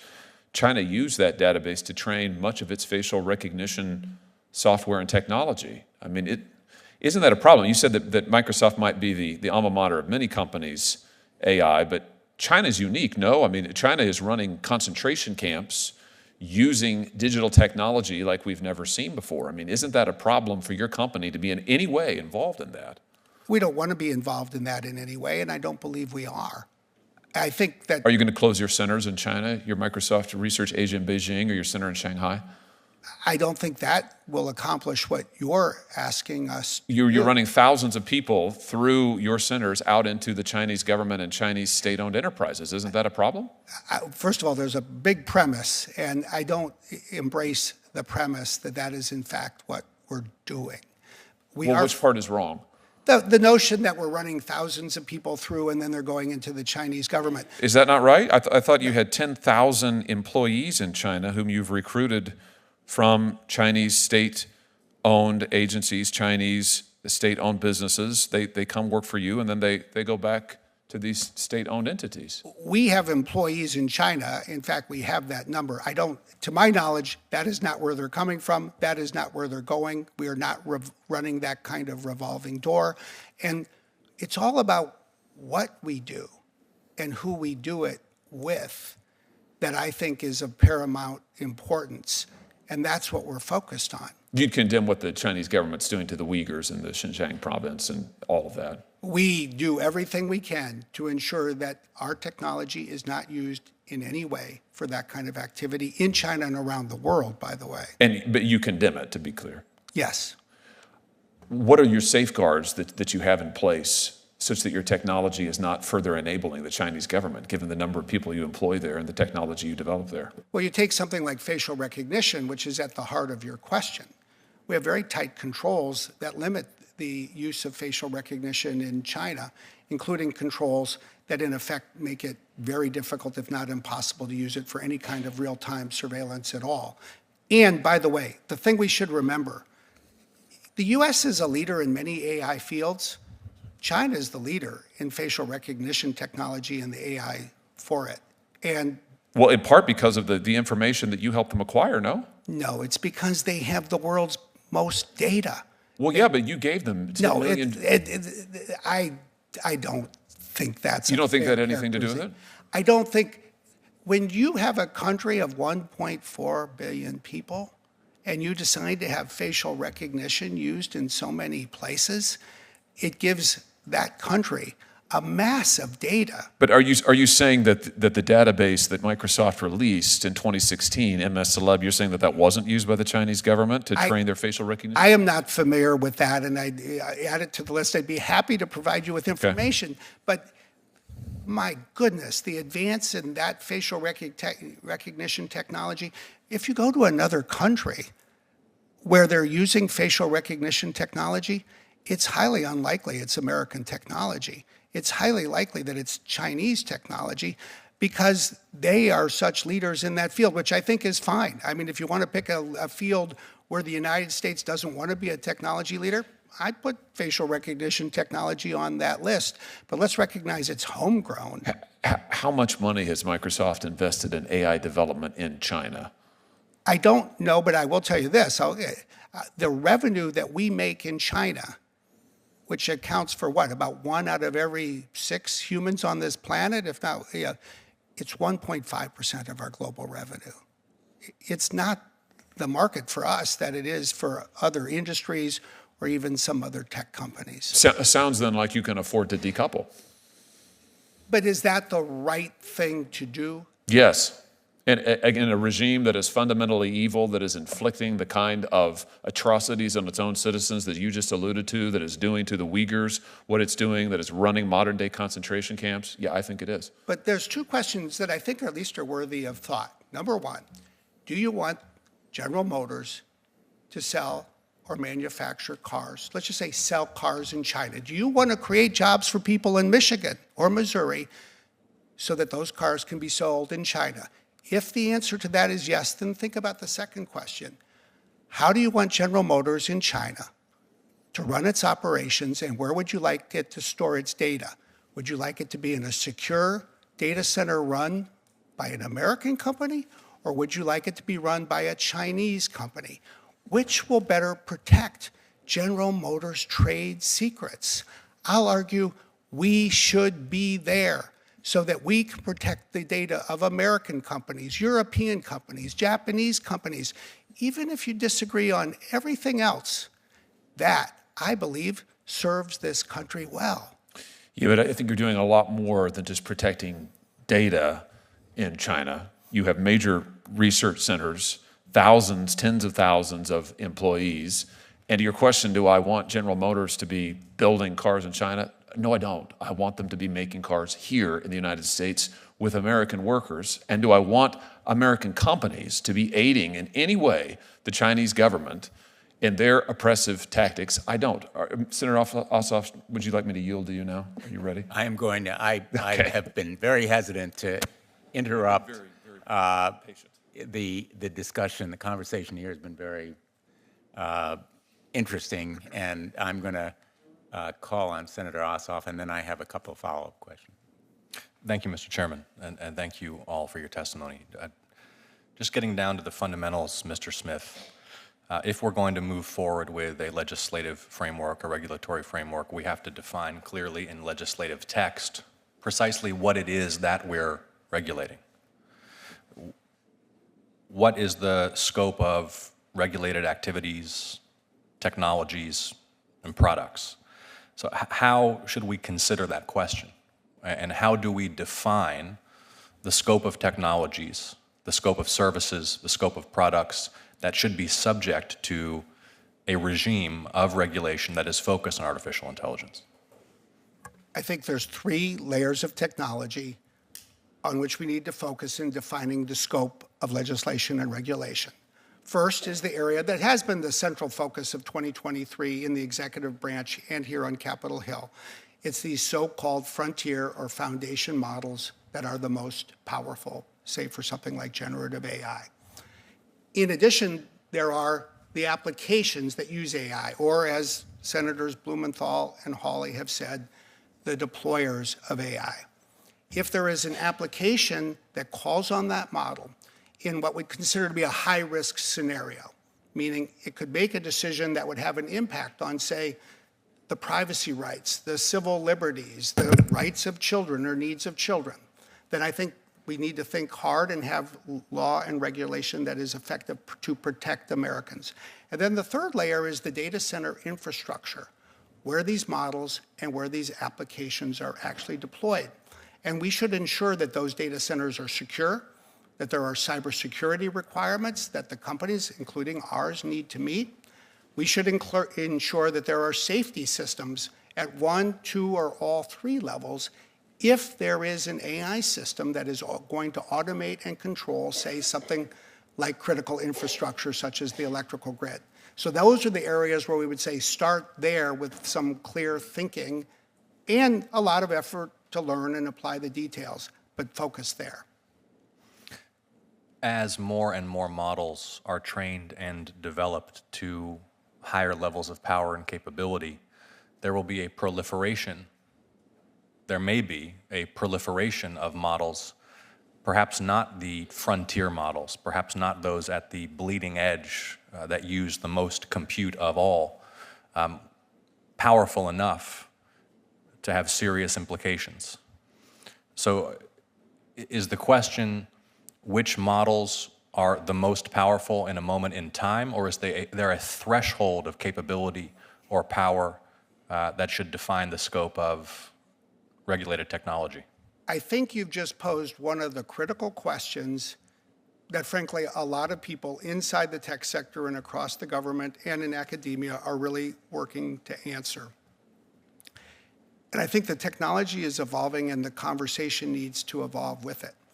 Let's just posit this. There's something like GPT-4 from OpenAI. Let's just posit it can do 10,000 things really well. It's expensive to create, and it's relatively easy to regulate in the scheme of things because there's 1 or 2 or 10. But now let's go to where you're going, which I think is right. What does the future bring in terms of proliferation? Imagine that there's an academic at Professor Hartzog's university who says, I want to create an open source model. It's not going to do 10,000 things well, but it's going to do 4 things well. It won't require as many NVIDIA GPUs. It won't require as much data. But let's imagine that it could be used to create the next virus that could spread around the planet. Then you'd say, well, we really need to ensure that there's safety architecture and controls around that as well. And that's the conundrum. That's why this is a hard problem to solve. It's why we're trying to build safety architecture in our data centers so that open source models can, say, run in them and still be used in ways that will prohibit that kind of harm from taking place. But as you think about a licensing regime, this is one of the hard questions. Who needs a license? You don't want it to be so hard that only a small number of big companies can get it. But then you also need to make sure that you're not requiring people to get it when they really, we would say, don't need a license for what they're doing. And the beauty of the framework, in my view, is it starts to frame the issue. It starts to define the question. Let me ask this question. Is it a license to train a model to a certain level of capability? Is it a license to sell or license access to that model? Or is it a license to purchase or deploy that model? Who is the licensed entity? That's another question that is key and may have different answers in different scenarios, but mostly I would say it should be a license to deploy. That, I think that there may well be obligations to disclose to, say, an independent authority when a training run begins, depending on what the goal, when the training run ends, so that an oversight body can follow it, just the way, say, might happen when a company's building a new commercial airplane. And then what's emerging, the good news is there's emerging a foundation of, call it, best practices for then how the model should be trained, what kind of testing there should be, what harms should be addressed. That's a big topic that needs discussion. When you say, forgive me, Mr. Smith, when you say a license to deploy, do you mean, for example, if a Microsoft Office product wishes to use GPT model for some user-serving purpose within your suite, you would need a license to deploy GPT in that way? Or do you mean that GPT would require a license to offer to Microsoft? And putting aside whether or not this is a plausible commercial scenario, the question is, what's the structure of the licensing arrangement? In this case, it's more the latter. Imagine, look, think about it like Boeing. Boeing builds a new plane. Before it can sell it to United Airlines and United Airlines can start to fly it, the FAA is going to certify that it's safe. Now imagine we're at, call it GPT-12, whatever you want to name it. Before that gets released for use, I think you can imagine a licensing regime that would say that it needs to be licensed after it's been, in effect, certified as safe. And then you have to ask yourself, well, how do you make that work so that we don't have the government slow everything down? And what I would say is you bring together three things. First, you need industry standards so that you have a common foundation and well-understood way as to how training should take place. Second, you need national regulation. And third, if we're going to have a global economy, at least in the countries where we want these things to work, you probably need a level of international coordination. And I'd say look at the world of civil aviation. That's fundamentally how it has worked since the 1940s. Let's try to learn from it and see how we might apply something like that or other models here. Mr. Daly, how would you respond to the question in a field where the technical capabilities are accelerating at a rapid rate, future rate unknown, where and according to what standard or metric or definition of power do we draw the line for what requires a license for deployment and what can be freely deployed without oversight by the government?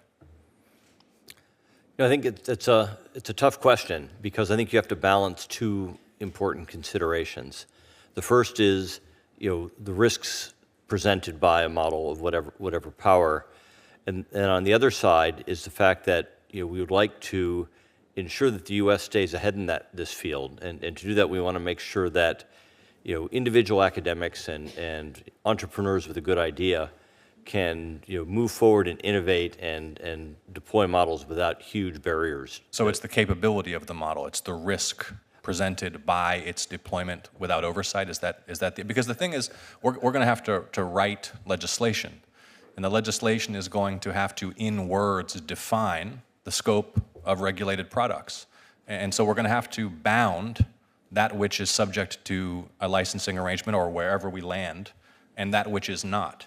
So I think it is what a risk. is the very, and so how do you, And it's dependent on the application, because if you have a model which is, basically determining a medical procedure, there's a high risk with that, depending on the patient outcome.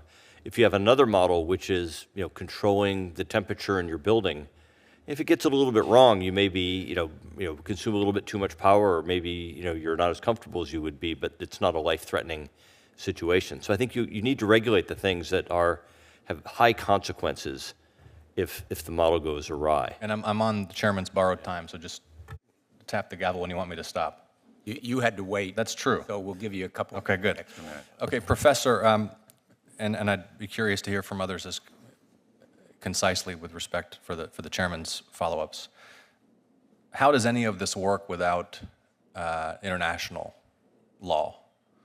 I mean, isn't it correct that a model, potentially a very powerful and dangerous model, for example, whose purpose is to unlock CBRN or mass destructive virological capabilities to a relatively unsophisticated actor, once trained, it's relatively lightweight to transport, and without an international legal system, and B, a level of surveillance that seems inconceivable into the flow of data across the internet, how can that be controlled and policed?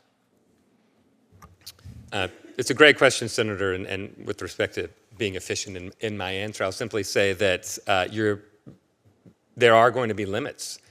Even assuming that we do need international cooperation, which I would agree with you, I mean, we've already started thinking about ways in which For example, within the EU, which has already deployed some significant AI regulation, we might design frameworks that are compatible with that require some sort of interaction. But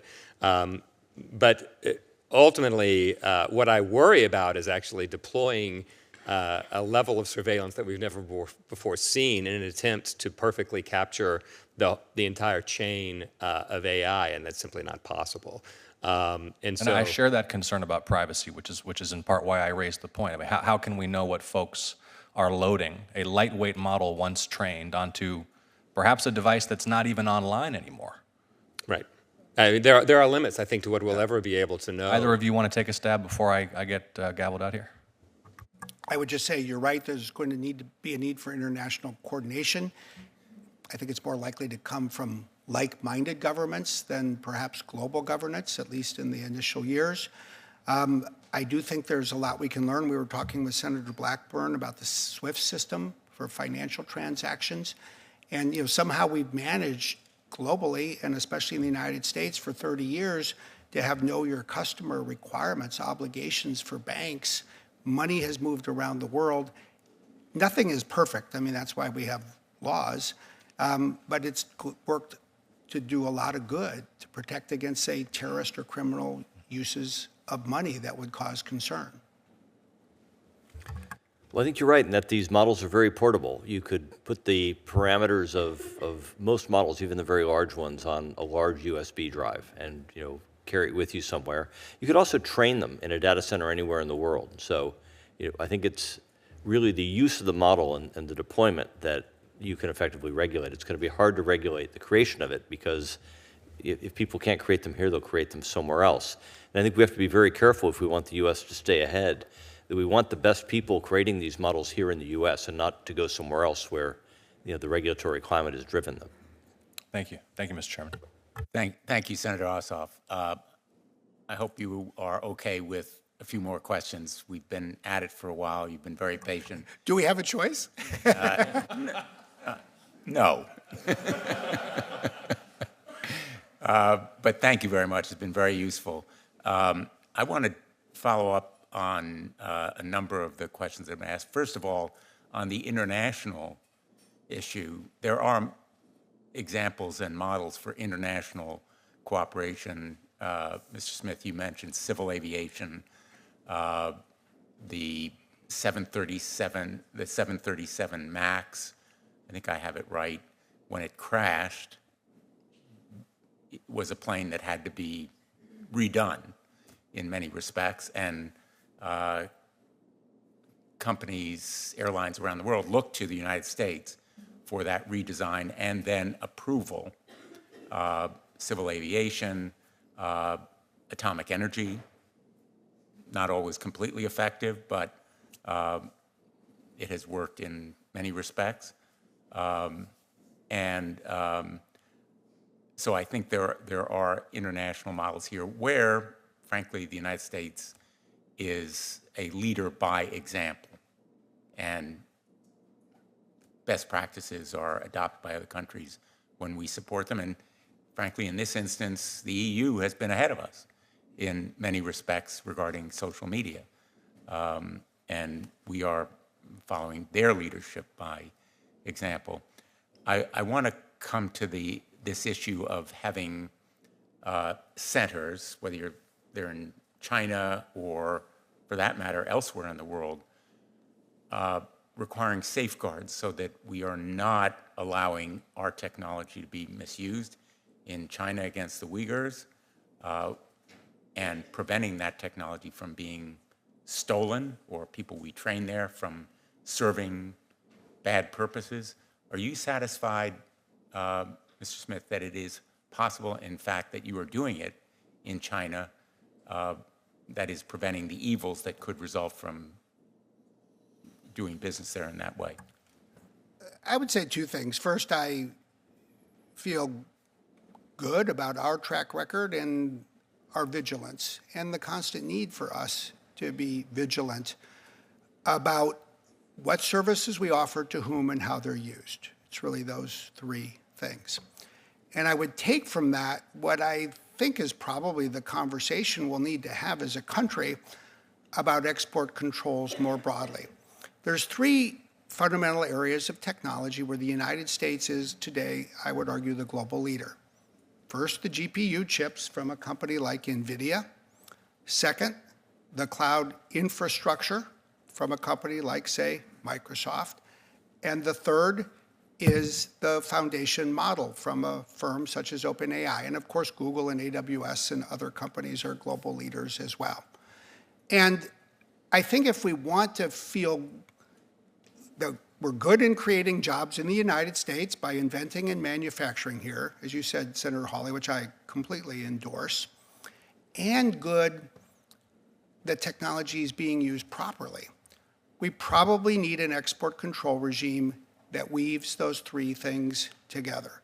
For example, there might be a country in the world, let's just set aside China for a moment, leave that out. There's just say there's another country where you all in the executive branch would say, we have some qualms, but we want US technology to be present, and we want US technology to be used properly, the way that would make you feel good. You might say, then we'll let NVIDIA export chips to that country to be used in, say, a data center of a company that we trust, that is licensed even here for that use, with the model being used in a secure way in that data center, with a know your customer requirement, and with guardrails that put certain kinds of use off limits. That may well be where government policy needs to go and how the tech sector needs to support the government and work with the government to make it a reality. I think that that answer is very insightful and raises other questions. I would kind of analogize this situation to nuclear proliferation. We cooperate over safety in some respects with other countries, some of them adversaries,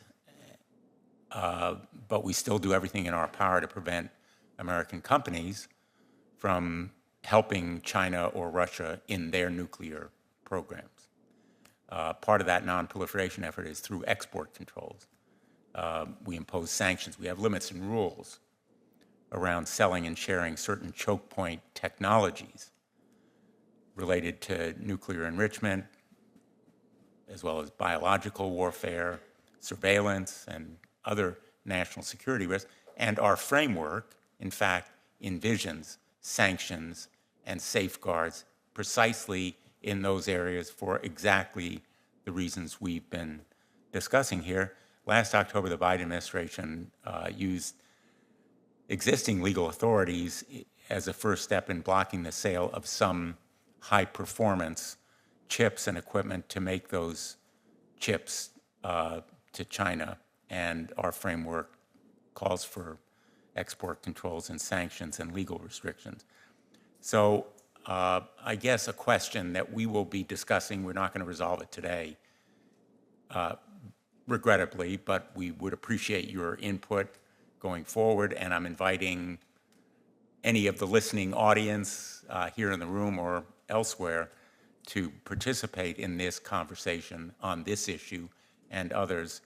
How should we draw a line on the hardware and technology that American companies are allowed to provide anyone else in the world, any other adversaries or friends? Because as you've observed, Mr. Daly, and I think all of us accept, it's easily proliferated.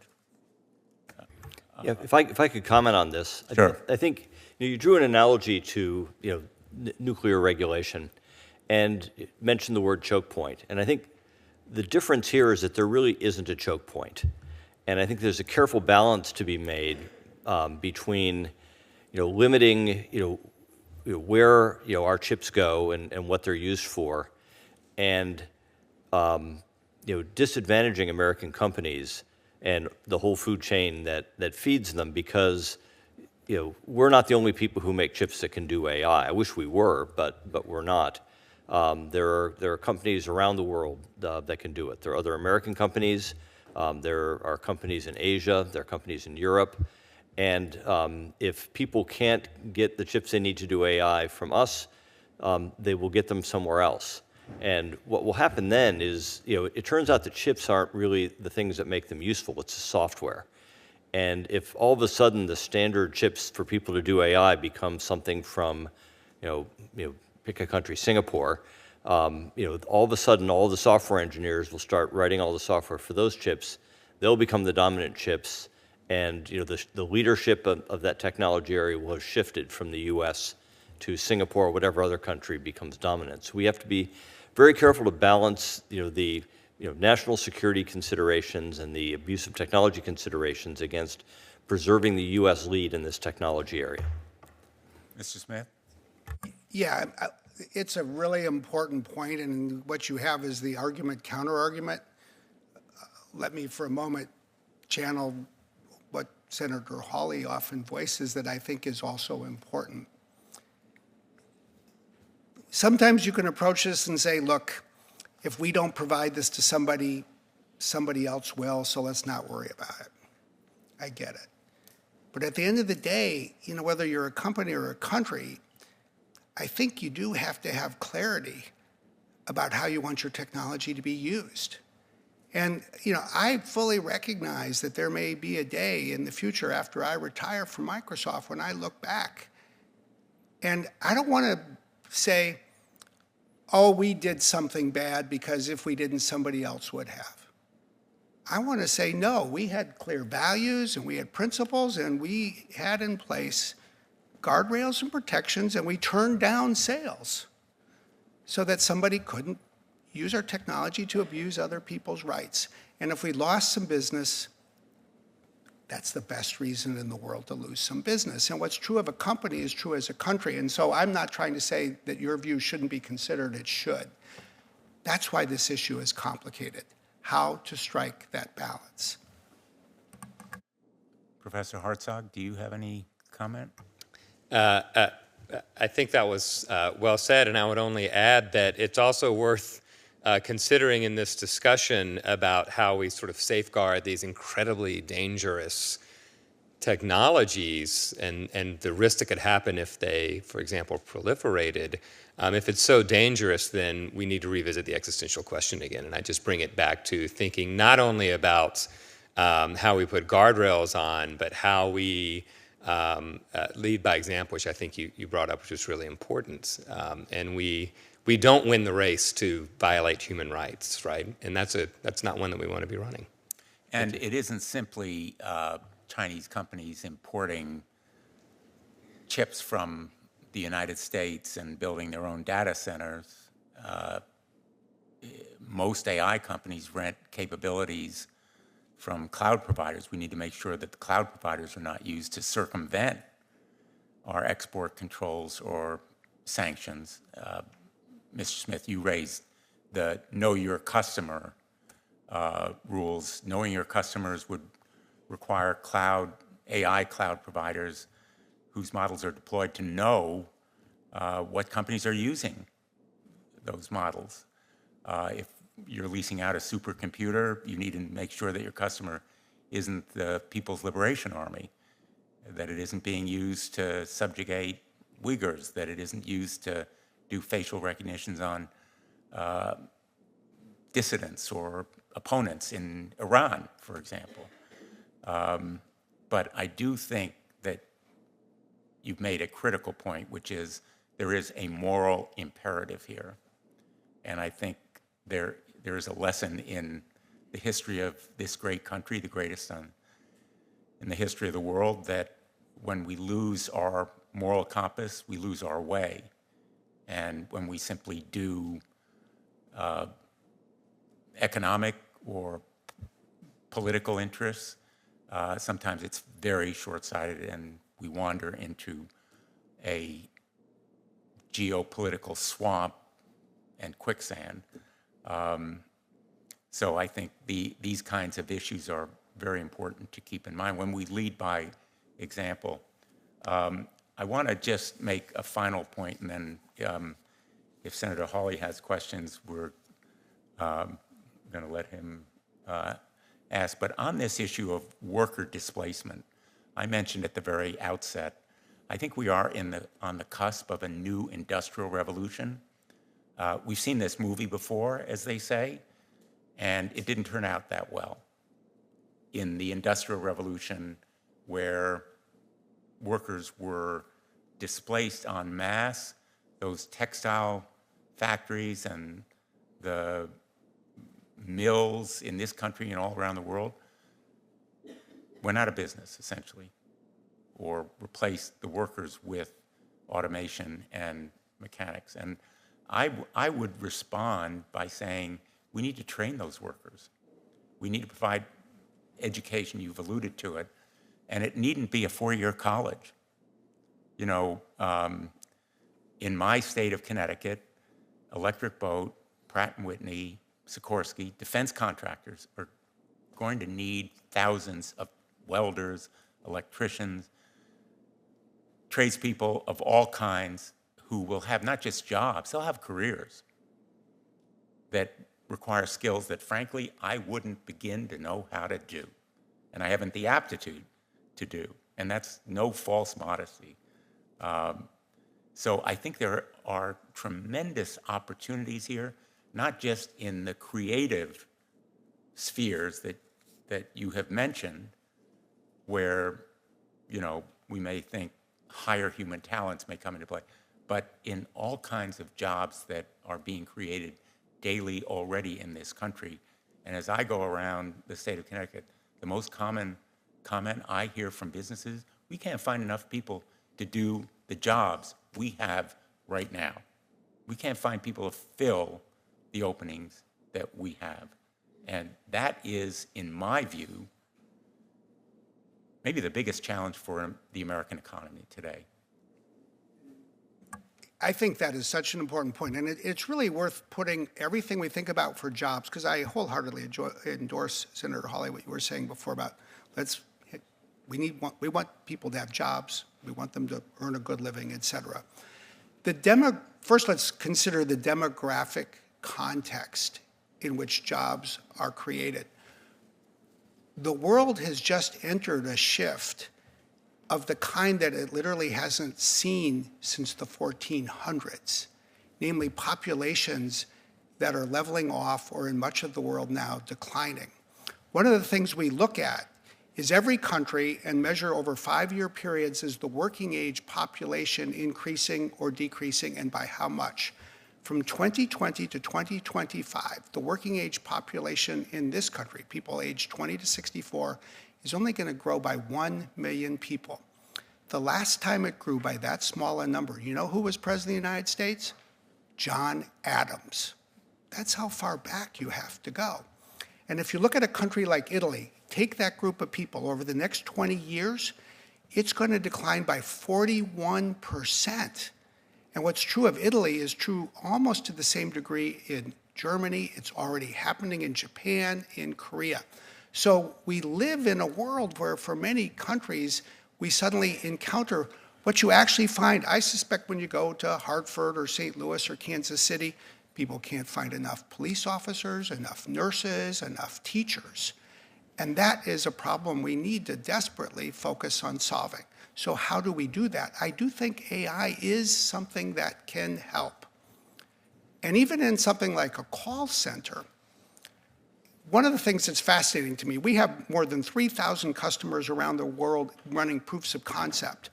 One fascinating one is a bank in the Netherlands. They said, you go into a call center today, the desks of the workers look like a trading floor in Wall Street. They have 6 different terminals. Somebody calls. They're desperately trying to find the answer to a question. You know, with something like GPT-4, with our services, 6 terminals can become 1. Somebody who's working there can ask a question. The answer comes up. And what they're finding is that the person who's answering the phone, talking to a customer, can now spend more time concentrating on the customer and what they need. And I appreciate all the challenges. There's so much uncertainty. We desperately need to focus on skilling. But I really do hope that this is an era where we can use this to, frankly, help people fill jobs, get training, and focus more. Let's just put it this way. I'm excited about artificial intelligence. I'm even more excited about human intelligence. And if we can use artificial intelligence to help people exercise more human intelligence and earn more money doing so, that would be something that would be way more exciting to pursue than everything that we've had to grapple with the last decade around, say, social media and the like. Well, our framework very much focuses on treatment of workers, about providing more training. It may not be something that this entity will do, but it is definitely something that it has to address. And it's not only displacement, but also working conditions and opportunities within the workplace for promotion, to prevent discrimination, to protect civil rights. We haven't talked about it in detail, but we deal with it in our framework in terms of transparency around decision-making. And, you know, China may try to steal our technology, can't steal our people. And China has its own population challenges with the need for more people, skilled labor. But I say about Connecticut, you know, we don't have gold mines or oil wells. What we have is a really able workforce. And that's going to be the key to, I think, America's economy in the future. And AI can help promote development of that workforce. Senator Hawley, anything? Nothing further. You all have been really patient, and so has our staff. I want to thank our staff for this hearing, but most important, we're going to continue these hearings. It is so helpful to us. I can go down our framework and tie the proposals to specific comments made by Sam Altman or others who have testified before, and we will enrich and expand our framework with the insights that you have given us. So I want to thank all of our witnesses, and again, look forward to continue our bipartisan approach here. You made that point, Mr. Smith. We have to be bipartisan and adopt full measures, not half measures. Thank you all. This hearing is adjourned.